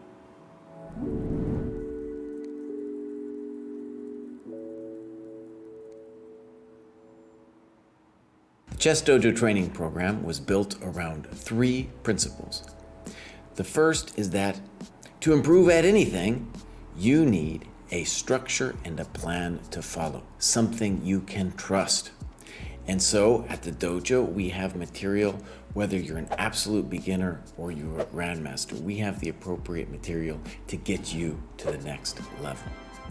The second principle is something that also can be used to learn anything, and that's called the principle of plus minus equal, that you need somebody above you, an equal, and somebody below you. And in terms of the dojo, what that means is above you, you will have the senseis and other higher rated players who will give you insight and critique maybe on your games. But at a deeper level, the program itself is the plus that you have to give some measure of authority to. All right, here we go. We're back. We're going to check out Corrosive Scarab. And here we go. Okay, bishop b3. So controversial because you're not developing, right? Loss of time. d4, good. Knight takes d4, we can criticize also as a loss of time, because if the queen can't be attacked, then it's fundamentally developed. Good. Rook a7 looks like a pawn to me. Pop. Now, if this works with rook a8, then we have to say that c5 is a mistake, because honestly it's a tempo and it's giving you some juicy squares like d5. Good move. Okay, fine. So now you're up a pawn. Okay. We could talk about bishop f4 there. Now we could talk about queen b5. f4, uh-oh. Necessary to control the e5 square, control any of black's pieces from resting there. I don't like it too much, because now it weakens your king a touch, and it blocked your bishop. If you wanted to put the hurt on the e5 square, then bishop f4 would be your move. Notice too in this position that Let's go back a second. So let's say that you've played this great, and we're now in, let's say, some kind of technical phase. Knight d5, I should have yelled at you a little bit for, because notice that what it does is it frees this bishop to do something. And at the moment, this is a terrible, terrible piece, right? And then, actually, and you're right. Look at this. No, this is the wrong direction. I'm filling the weak square for my opponent. Well said. And you talk about bishop g5. I even like bishop f4 better. I don't even want to scratch that terrible piece, right? Bishop f4, and you just got just a great position. So good. That's a great annotation. Put a question mark. And now it's hard. And then now you make 2 pawns and moves in a row, which both of them I'm not sure you needed, right? Maybe more aggressive would be bishop f4, for example, right here. Okay, f4, now it's making me nervous. I don't understand queen a7. I don't like this move at all.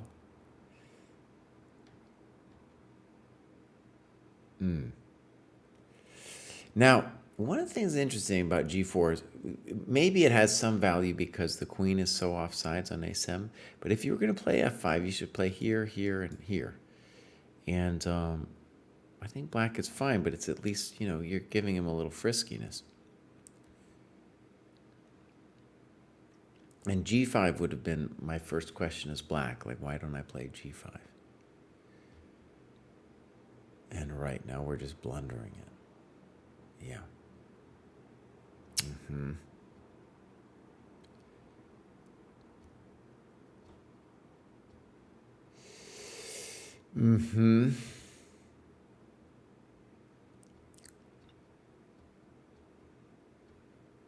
Well, your opponent's playing this phase well.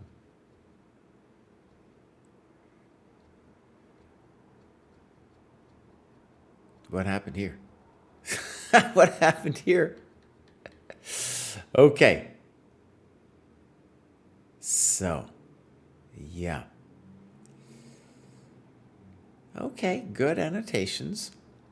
And let's say the obvious, which I've said a couple times already, is that both players here were giving away a lot of time, right? And that's going to be a feature of who can make it out of these cohorts, right, is appreciating that time. So, for example, you come out of the opening doing great, and then, boom. By the way, when they took on b3, they gave you basically the development of that rook. Not necessary. Then, of course, here they're giving you another tempo. Okay. So, Corrosive Scarab's doing great. Gonna make it. I got some sun shining on me here a little bit.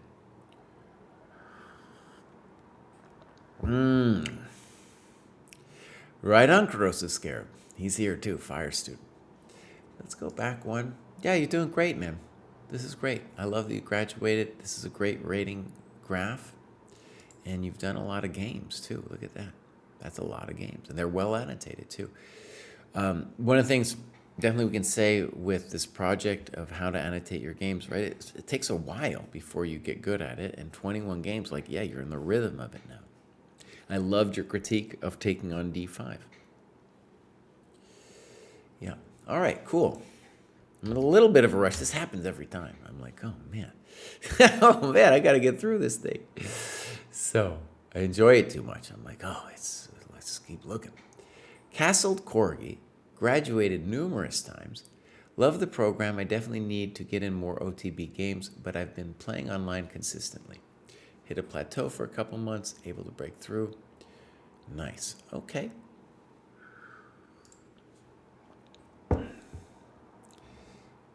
Okay, great. OTB 2022. Let's follow. Beautiful rating graph. And then USCF.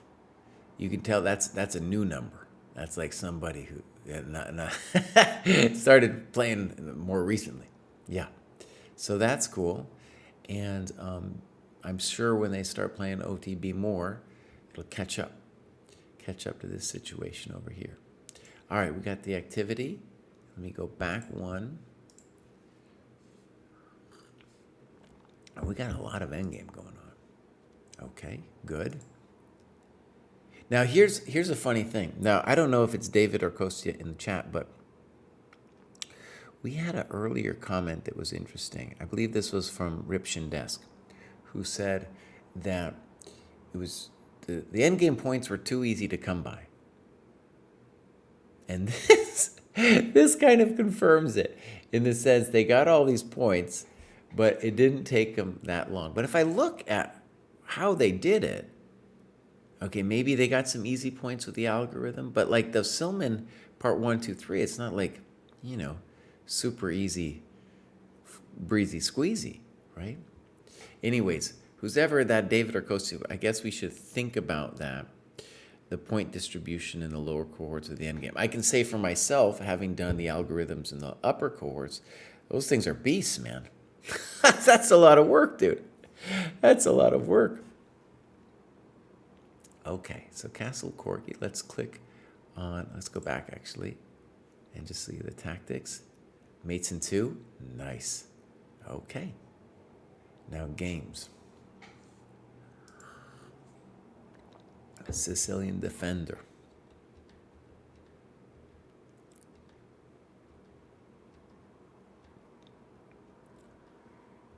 Okay, little fancy. Poor. You should say why it's poor, and the reason it's poor is it's really going to lose 2 tempi, this bishop h7 move, right? Because for one, that's one loss of tempo, and then when we take, they should be taking back with a knight, and then the knight will owe a move to get back. They take with a rook. now that king, hey buddy, where do you intend to go, Uncle Joe? Queen d3, knight e2, c4 is a good move. Now here's the funny thing about queen d3. Queen d3 certainly feels right to me, but the fact that black can close the structure down with c5, c4 makes me want to second guess it a little bit, Yeah, because if I'm black and I achieve c4, I'm like, oh, maybe I'm going to live. I clearly played some horrendous chess with this rook h7 stuff, bishop h7, but maybe I'm going to live through this one. Okay. And here, notice that like our king might get wailed on here too. Good. Now, should they open the H file? No. HG can't be it, boss. I mean, arguably, they're in big trouble here. Well, not arguably, they are in big trouble. So, first of all, we have to say this was a disaster for them to take on f4 because it allowed your knight to control both these squares, which, if you play g5 right away, there's this knight h5 stuff, right? So, horrendous, good move, and now I think they're hosed. Because look at that. We got rook, son. And we got that one too. There you go. Welcome to the dojo. Welcome to the dojo. Welcome to the dojo. And now you played knight b6. And I'm not 100% on that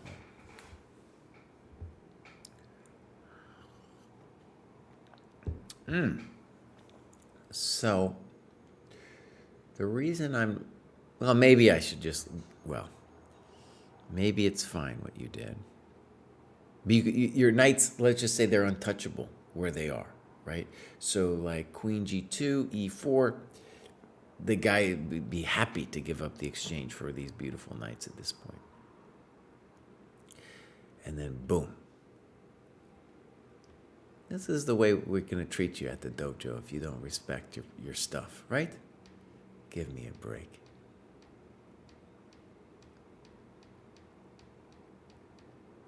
Good. You're just wiping this guy up.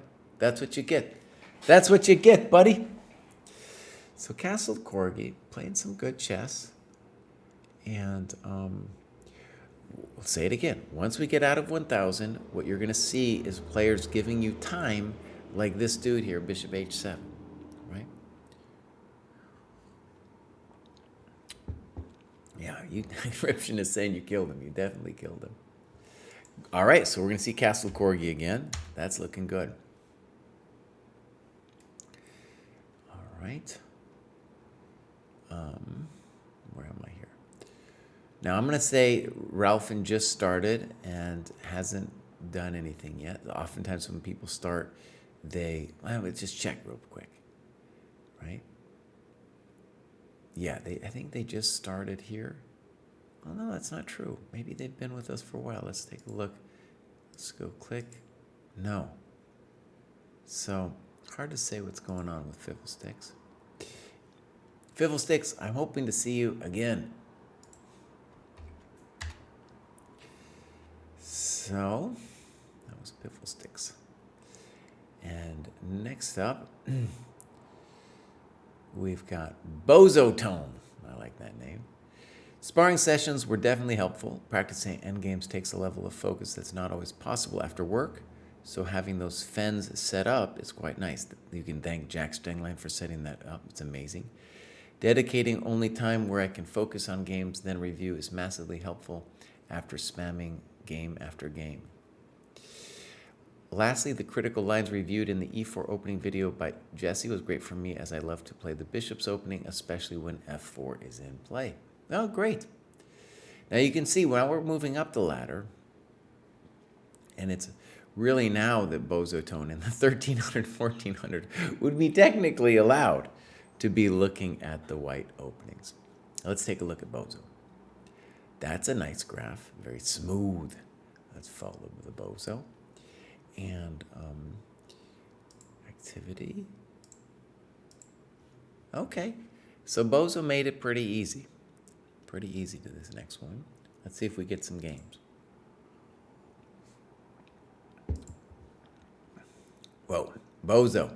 Can't look at that one, boss. That's not a game. You don't need to submit it if you didn't do it. Yeah. So, let's go back and we'll say that Bozo, it's clear what's going on here is that you are making progress without working, right? That will come to an end at some point. And then or maybe you aren't logging it. That's also possible. But yeah, maybe you're not logging the results yet. But definitely the game review, do some annotations. It will help you more than anything else in the program. All right, we got Gabi Lebu. Now, Gabi Lebu has graduated a bunch of times. A little bit hard to say what's going on here. These are some mathematical functions going on in these graphs here.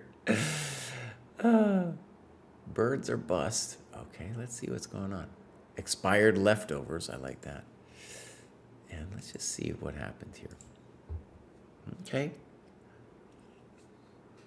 So maybe someone isn't logging their results. It's a little hard for me to judge when this is going on here. But we do have some games. Let's take a look. Isn't that 900 to 1,000 cohort? That's also confusing to me. Oh yeah, we're having this issue. So it's the same thing as last time. This does not count as an annotation.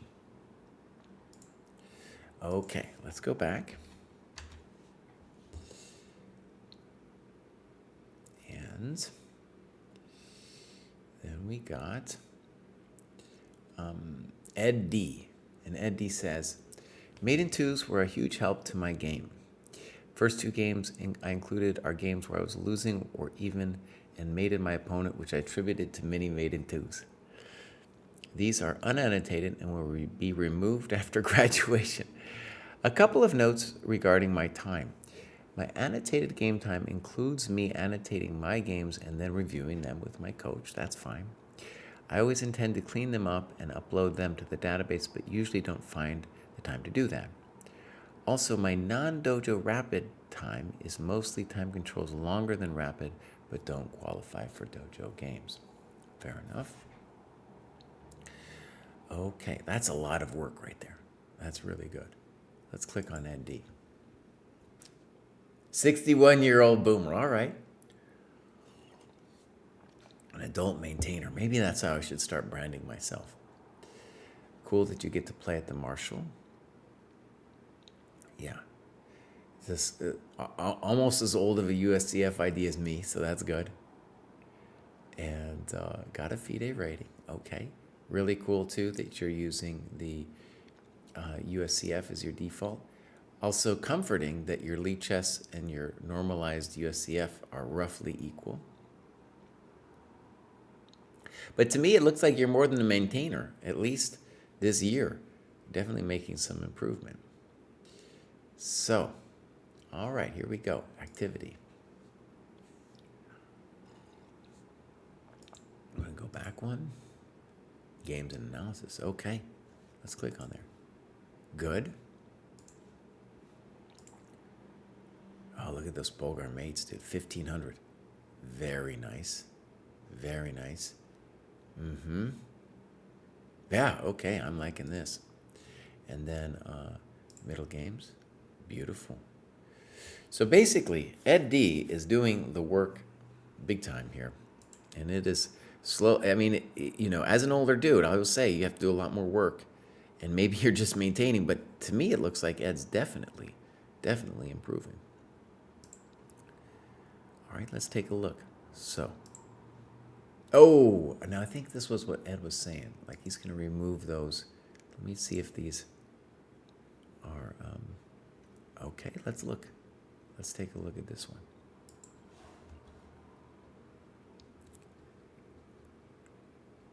Okay. U.S. Senior Open. Nice. Oh, dude, I met Ed at the tournament. Yeah, he introduced himself to me. Totally cool. So A6, I don't like it. And I would rather see from black a move like D5. So A6, castles, Queen C7. Okay. And now let's talk opening basics, right? B3 is technically controversial because we're not developing. That bishop is already out. Now, it's still an interesting question, like, well, what should we have done? And definitely the speedy development of bishop G5 would come to mind, right? Just because black is so far down in time that we're interested in wailing on them. Okay, here we go. B3. Wow, man. U.S. Senior Open. You normally don't get this kind of thing at the U.S. Senior Open. Well, this guy needs to give back his AARP card, man. He needs to give it back. This guy, if he gets a senior discount, we're taking that back, dude. You play a move like H5. Okay. So, this is an interesting momentito, obviously. Black is going for it. And it's controversial that what they're doing. I don't necessarily think that H5 is wrong. I'm just surprised that he did it. Knight f3. I understand why you did it. It was a good knight there. One of the problems you're going to have is finding a plan here. And the issue with knight f3 is not only the knight was good there, but your bishop on g2 is doing a good job looking at the position. And so I would guess I would call knight f3 a comfort move in that you're terrified of h4. Now, do we allow h4 or not? Some people would, some people wouldn't. But it's got to be said that the controversy of this is really the long-term situation of black's king. You're not going to get mated instantly by any stretch. And so the thing to understand about that is that the value of h4 for black is less like, oh, I'm going to mate you, and more just like, well, maybe I developed the rook. If he develops the rook, he can say, oh, my bishop can then hang out on f8, right? So this is a big, interesting decision. Okay, so here we go. I like the way black's playing. Playing with gusto. I don't know if it's any good, but they're playing with some gusto. Nah, they don't care. They're coming for you. So I assume that's your coach, LP. Have I seen this game before? I think I have seen this game before. Yeah, we looked at this. We've looked at this game on a different show before. Yeah, we've looked at this game. So let me look at a different game, just real quick. This was maybe also U.S. Senior Open. No, but this is also an over the board. And LP is the coach. Let's just take a quick look. So Ed is black here.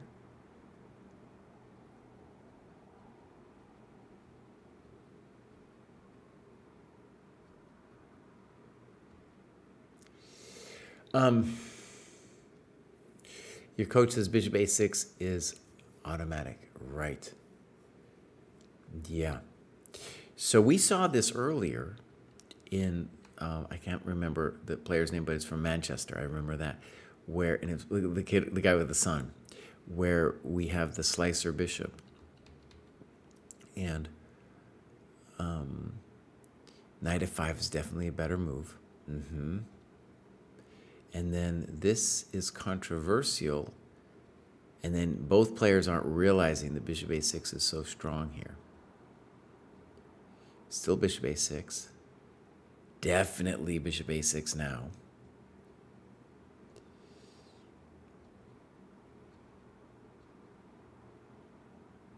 And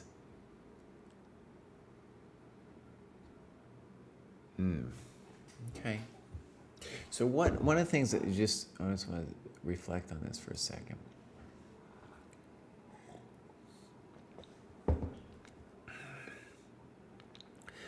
What's the theme of the game? Your opponent is not developing their stuff. It's that simple, right? Have we seen it before? We see it all the time. They're not, doing it, right? They're simply not doing it. And when they don't develop, that's when we want to be looking to hurt them. Now, let's consider this. F6 is on principle the right move because you now want to open the position. Perhaps you missed knight d4, but we want to then, address like what we should have done instead. To my mind, and I assume your coach's mind, bishop a6 is still the right move. Now, let's look. f6, knight d4, and I agree with your coach. It would be nice to not be so passive. And knight b8, it should make us cry a little bit, right? Okay.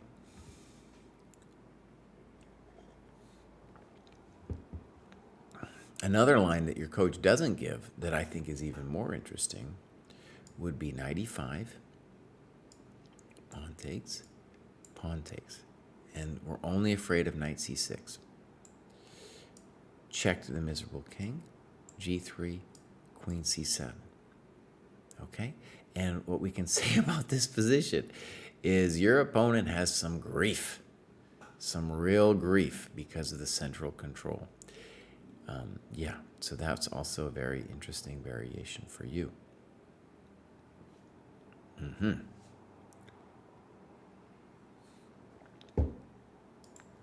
in general, you want to think about when they give you time, that's when we want to blow open the position. That's when we have the right to even consider a move like knight takes e5. You might say to yourself, oh, Kraai, that's some weird GM move or something. But when you really ingratiate yourself into saying, these chumps are going to be giving me time all the time, what's we're going to say? The value of time goes up, right, when the position is opened. Like when we play knight e5 in a position like that. The guys, no Puerto Castle anymore, Okay. Passive, and that's passive. I don't understand that move. I don't like AB.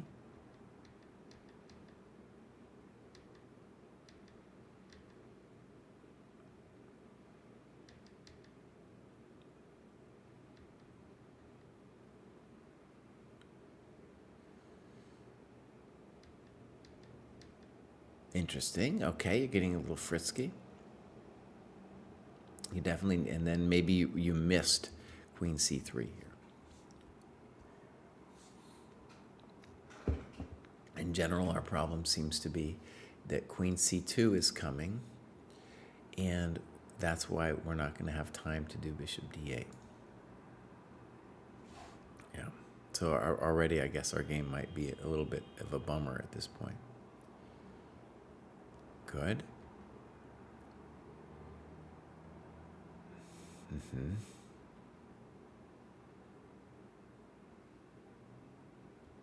Thank you very much. Queen H3.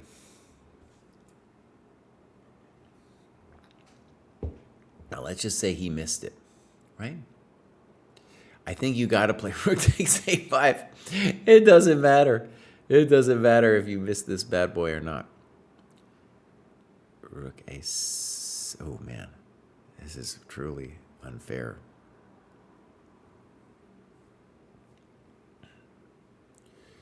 Unfair.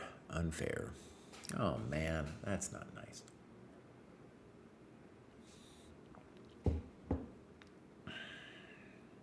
I'm just looking a little bit. It's unfair. It's entirely unfair, Mr. Square.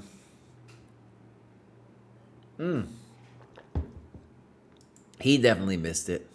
He definitely missed it. There was no point to play Queen B3 otherwise. Oh, man, this chump got lucky.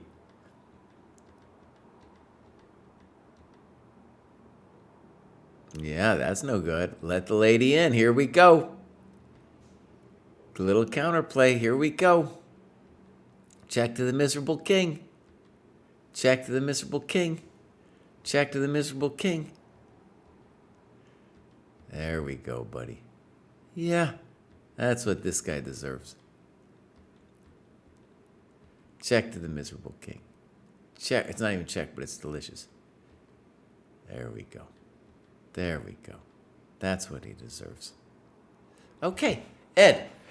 Dude, I'm going to see you hopefully see you at this next U.S. Senior Open. There's some scheduling difficulties that the people are having, so I don't even know what's going to become of the Senior Open. But if I can make it, I'm going to be there, hopefully at the Irwin, too. Okay, here we go. Next one. This is the longest graduation show ever. We're at 2.5 hours. Okay. Next up, we have CBGGH, and I believe I'm going to put CBGGH into the book in terms of people who describe their processes of how they annotate their games. Let's read what CB says.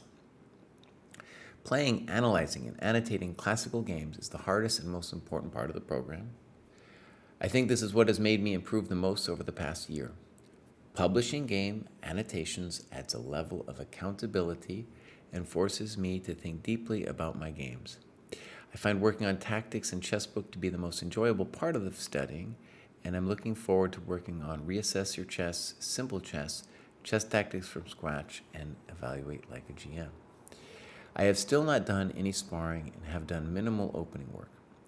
I hope to spend time on both in the next cohort. The Dojo 2.0 updates and ongoing scoreboard improvements are great. I also appreciate the Saturday and Sunday classical arenas. Yeah.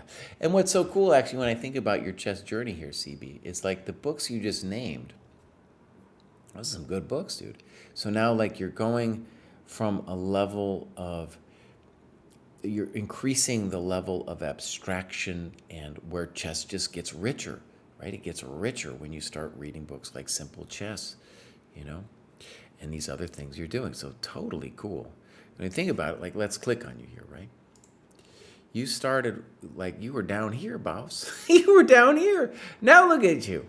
Now look at you. Now, you're going to be reading some different books. Yeah, this is great, dude. This is fantastic. Okay, so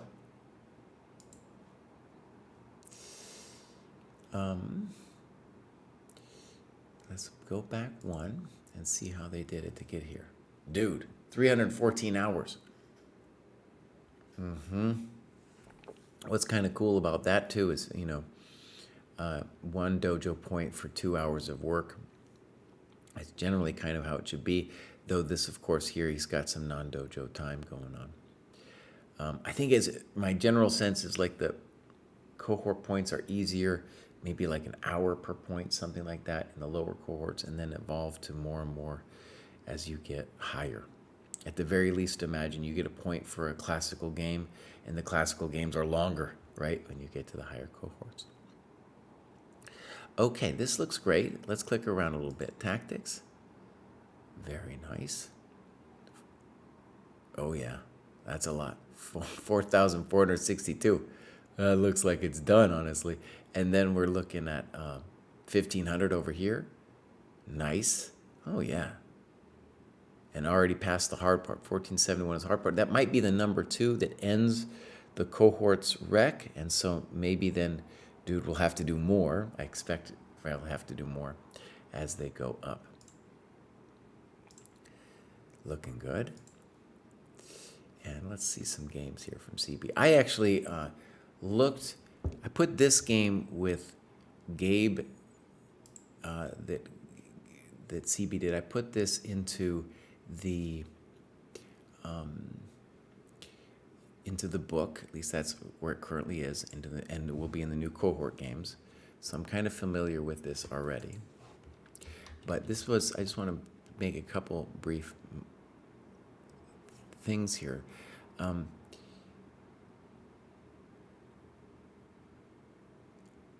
Beautiful annotations, and what we're going to see here is the theme of the day. The theme of a lot of the 1,000 plus is people giving away time. So thank you for the time. And now you played C5, which is interesting. And what should we say about it? We should say that if it is going to work, it's because you now are up in time and your opponent owes you some time. And so opening the position, or possibly opening the position, makes some sense. And I love what you said, though, about B6 and bishop A6, right? Great. So fixing your bad piece. I have doubts about that move. I have big doubts because they're not fixing their stuff. Again, not fixing their stuff.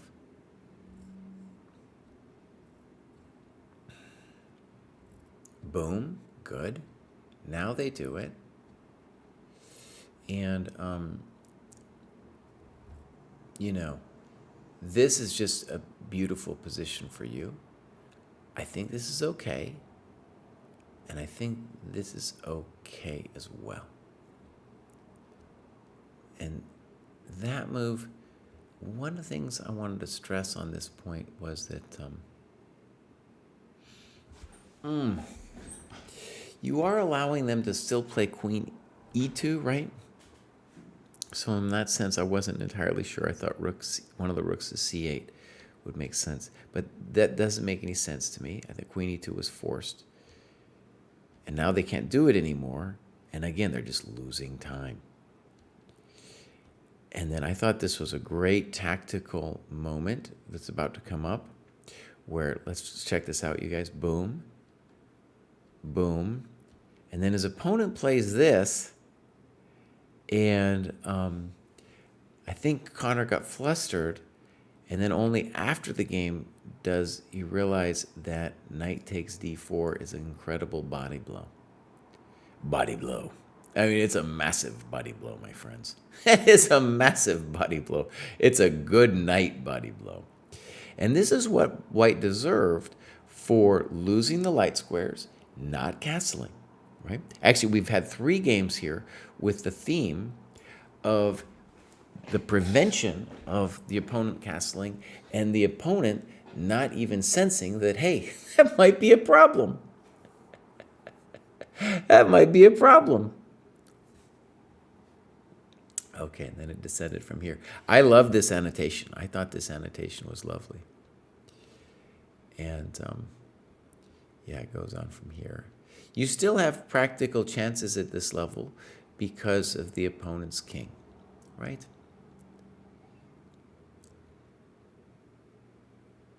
And we need to do something else besides rook c7. Okay, so CB, great. If you want to read his process, you can either check it out in our thread about game processes that he published. Also, we're going to put that in the book coming out. So, let's go back.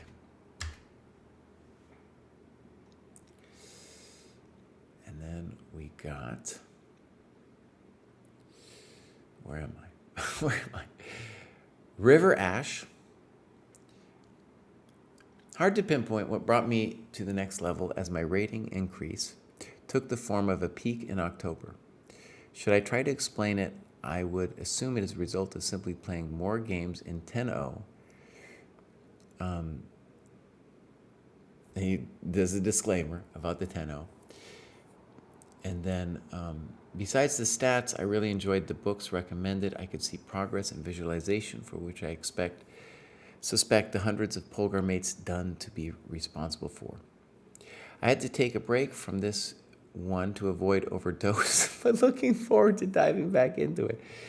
Sarwan's books were a great read and a great introduction to strategic themes, although less accessible. I also really enjoyed Reddy's book with its historical perspective on strategy. Also, the amount of the diagrams shown in the book makes it a perfect companion for travelers struggling to keep a clear picture of the board 20 moves down the line.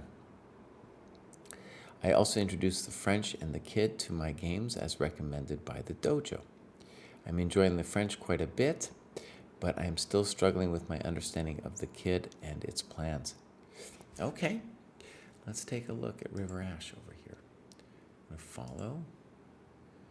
Beautiful. Look, River Ash is probably pretty close to graduating again, my friends. Really great jump here. That might have been, you go to play in that 10-0 pool and those people distracted on their computers. Oh man, you're going to be flying up. All right, so we're going to go back one. That looks really good. Oh, Polgar mates in two bows. Look at that. Bam. Really good. And then we got some games and analysis. We'll probably find some there. And then these are the books. Great. And Silman Endgame Part 3. Okay. And great time breakdown. Okay. So, well, again, maybe this is something for us to consider. When we look at the time for the spent on the endgame and the points, it's not in line. And I think that was maybe Truck Score originally, or Ripshin Desk brought that up originally as a problem that we should be thinking about. So which we will. All right, let's check out River Ash here. Uh-oh, River Ash. I'm going to pretend I didn't see that. Okay. Dojo Classic Arena.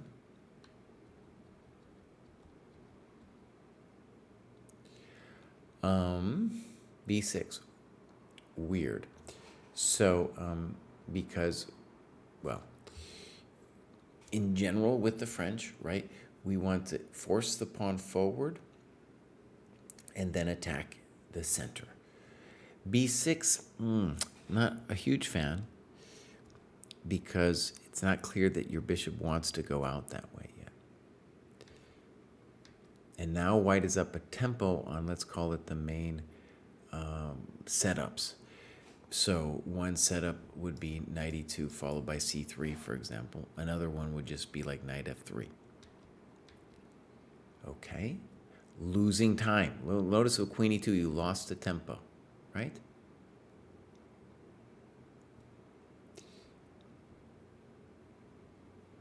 dc5, definitely giving up the center. And this shows the advantage of, excuse me, let's get this right. I think you're black here.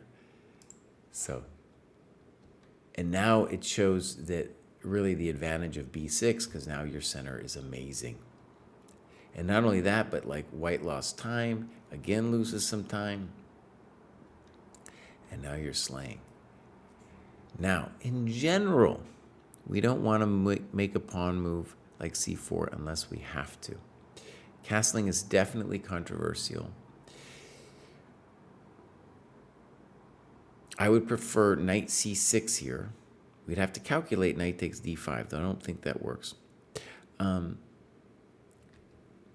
Still, c4, it's got to be a good move. Knight c6, h4, a little too late. Rook b8, welcome to the dojo. Look at that. That ain't going to help you, son. Boom. That ain't going to help you. Boom. Check. No, not check. Oh, that's simple enough. Great. You're making it look easy. Making it look easy. And that's what they deserve. That's what they deserve for all their terrible loss of time. And I suspect, actually, what you're talking about the French is, right, this is a little bit new to you. So the normal moves here could be c5, knight c6, bishop b4. Okay, good.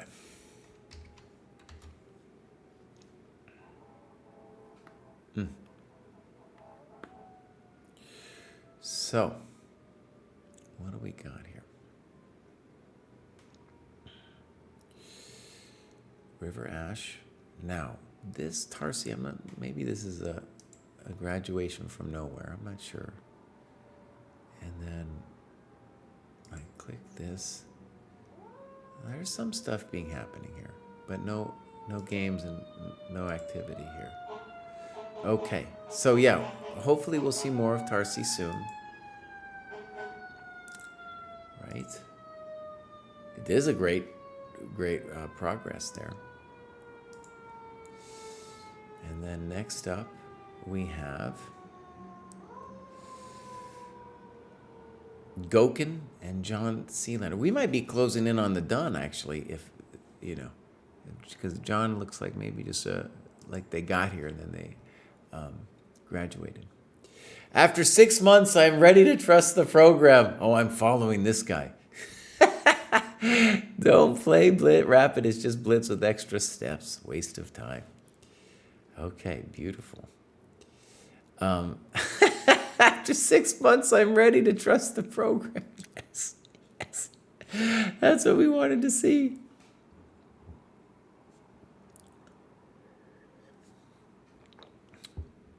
That's really good. Okay, let's click.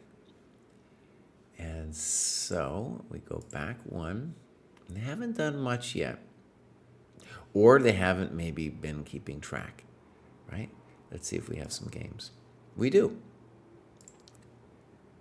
All right. So here we go. And this we're going to call the openings. Looks like, okay. Okay, let's look. Now you might say, Kraai, how come you're not yelling him for not doing more annotations? This is kind of theory-ish. Let's call it theory-ish. And knight f3. So, yeah, a typical move here is knight ge2, but it would be good to say why knight e2, or like if you don't like knight f3, like what wouldn't you like? What don't you like about it? And the joy of knight e2 is that if knight e4, we can later kick the thing with f3. Okay. Okay. Good. Okay, now we're going to go for this minority attack, right? Now, what's wrong with rook fe1? It's a loss of time, right? So b4 has got to be done, and it's not just about the minority attack. It's about activating the rook on b1 that you just put there, right? A little fancy, and still we're going to play b4 and a4 here. Now, maybe this was your intention with rook fe1. I assume it was, that you wanted to play knight e2 I don't get it. You don't need rook fe1 to play knight d2. Now, black takes on c3, and I don't understand knight takes c3. a6, by the way, you can see like black is hurting themselves with their own highfalutenness, because black is thinking with a6, oh, I'm going to like preempt the minority attack that hasn't even been started yet. Like white's just played rook fe1, and black is just as lost as you are, right? So at this point, black needs to think about, how do I mess with white? And there's definitely some mojo that they can be looking at. And I'm just going to mention a couple plans. There's the plan of rook d8, which eventually wants the rook here, both to slide and to defend the c6 pawn. So we'll b4, b5, let him take, and we'll hold that pawn to death and try to mate white. Another plan for black is to play g5, g4. Black's job now is to mate white. That's the interesting thing that black needs to see, but doesn't see after knight d2, because they surrender their best piece here and open our rook on b1. Hallelujah. Thank you so much for fixing my problem. Something you might have heard me say before is my theory on why players aren't sensitive to their bad pieces until much later is because they haven't had their nose busted in yet, right? So let's think about it. White's knight on c3 was poor, but you didn't even have to think about it because black solved the problem for you. Your rook on b1, you were like reluctant to play b4 yourself. Now it's doing something. And now black has to give you some kind of extra tempo with b5. Presumably, they thought this was very clever. I don't know if I like it, because here, e4, thank you very much, you have a nice position. Yeah, you're doing fine. The guy takes. And here we definitely want to do some analysis. I like what you're saying about knight e4, f5. That feels correct to me. And then queen e4, though, I'm not a huge fan of. So let's dial this in a little bit. Why am I not liking queen e4? Maybe I'll let it go. You know, like the song says, let it go. Maybe I'll let it go. Okay, maybe you got a little juice after queen e4. Okay. Let's just briefly look at rook e4 for a second. You were worried about rook a3. Maybe you should be.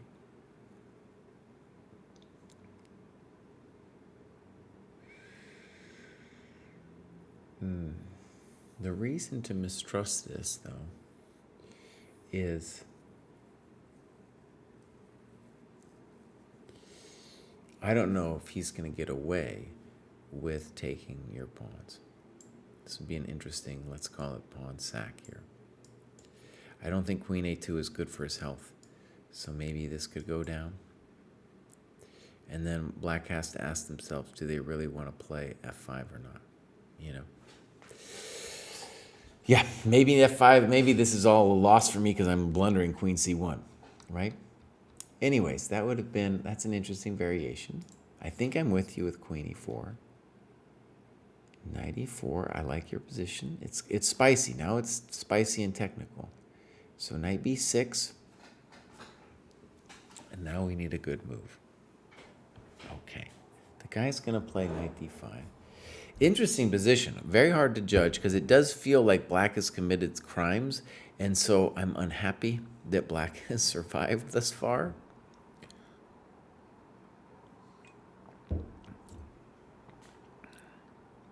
Let's look at this. This would be my intuition.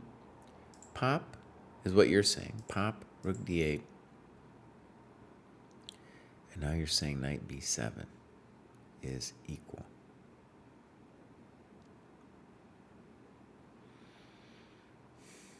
Maybe.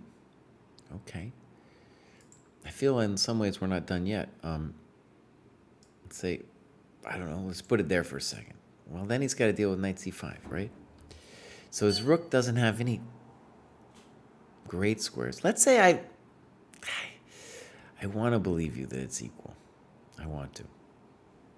Okay, knight d2. I guess we're going to call it passive. Knight d5. And maybe the thing, good. And good notes, because here you write that on c4 you miss knight c3. And here we have a great example of how the initiative has quickly turned, right? You play king f1. This is a good point to really ask if we have to do this. Could we play knight e4 back, for example? I know we were just there, but the tactical justification would be that if f5, knight d6, we at least get some counterplay.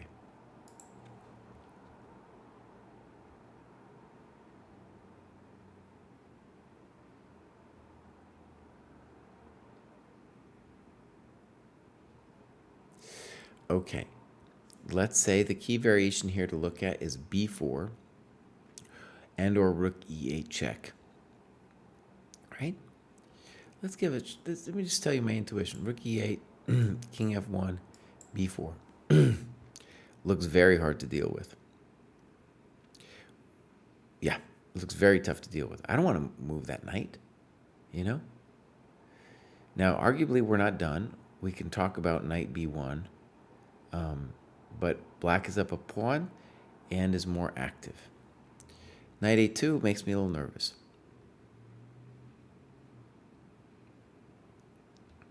Maybe it's fine.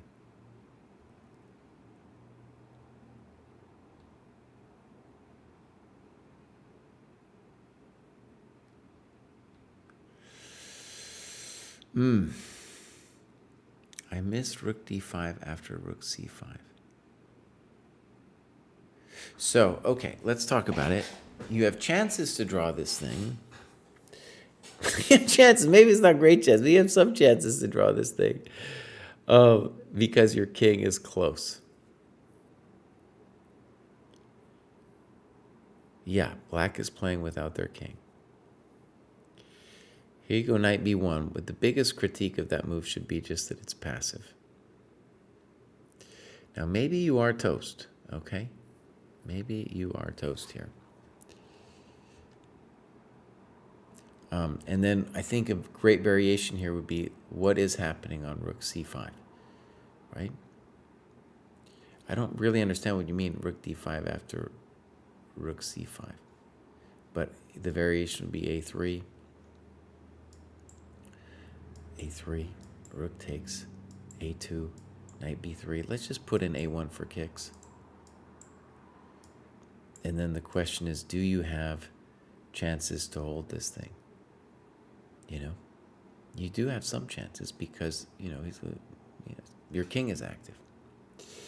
Anyways, black you could probably find improvements there too.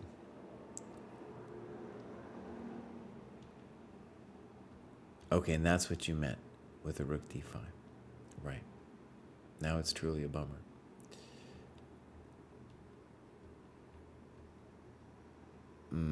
Well, let me just say, I don't know if black had to give that to you. Oh, well, I don't know. Wait, slow down. We gotta move. We gotta do some annotations here. Black definitely, we gotta talk about this. By the way, this is a fascinating endgame. This is, okay. This is where you can learn to play endgames. Now, do I know exactly what's going on here? No, but I can tell you, I still believe that the position is winning for black. Okay? It's one of the most complicated endings. It definitely needs analysis here. Definitely. Okay? Couple things about this ending. Knight endgames in general, you can ask yourself, would it be winning as a pawn ending? And if you look at it, you're going to say, yeah, probably it is winning for black if it's a pawn ending, Both kings need some work, right? Arguably, white's king needs even more work.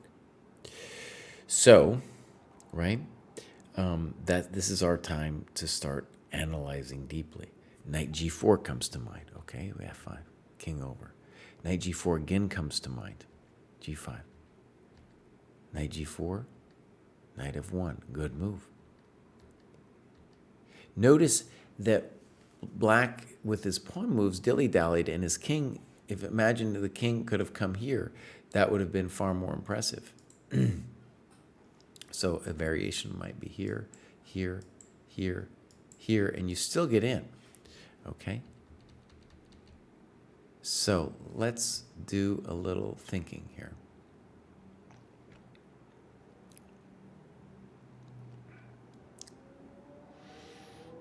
And I'm just thinking, well, how do I do it?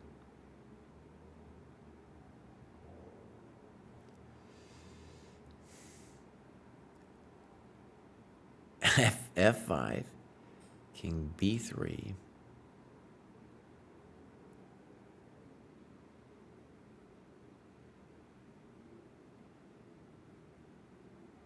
Oh, see what I'm saying? This is hot. We're not done.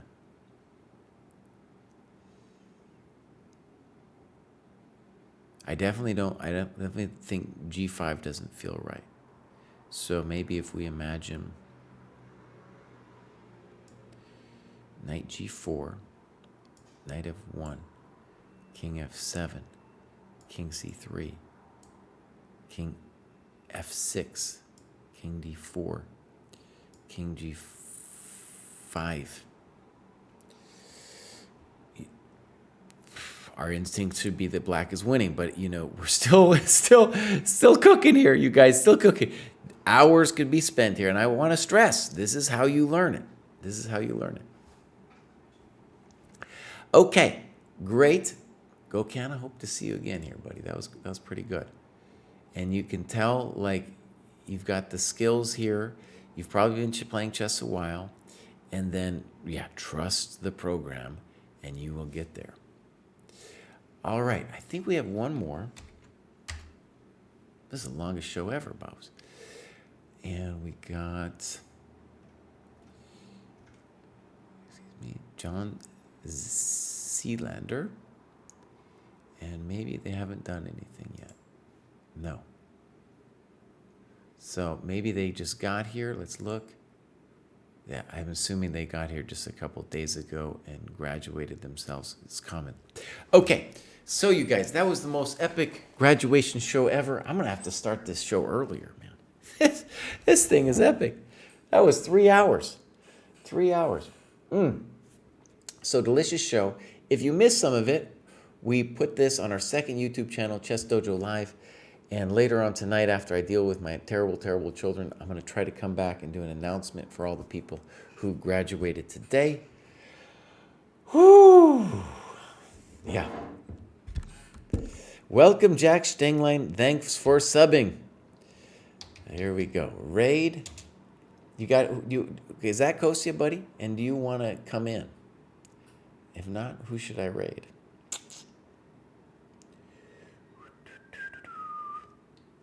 I'm going to raid the STL Chess Club just because Kostya's over there. All right. That can't be Pruess. It's deep in the night in France. Deep in the night. All right, my friends, this is the moment I give my little spiel. If you haven't checked out the Chess Dojo training program, now is your time. Bye, everybody.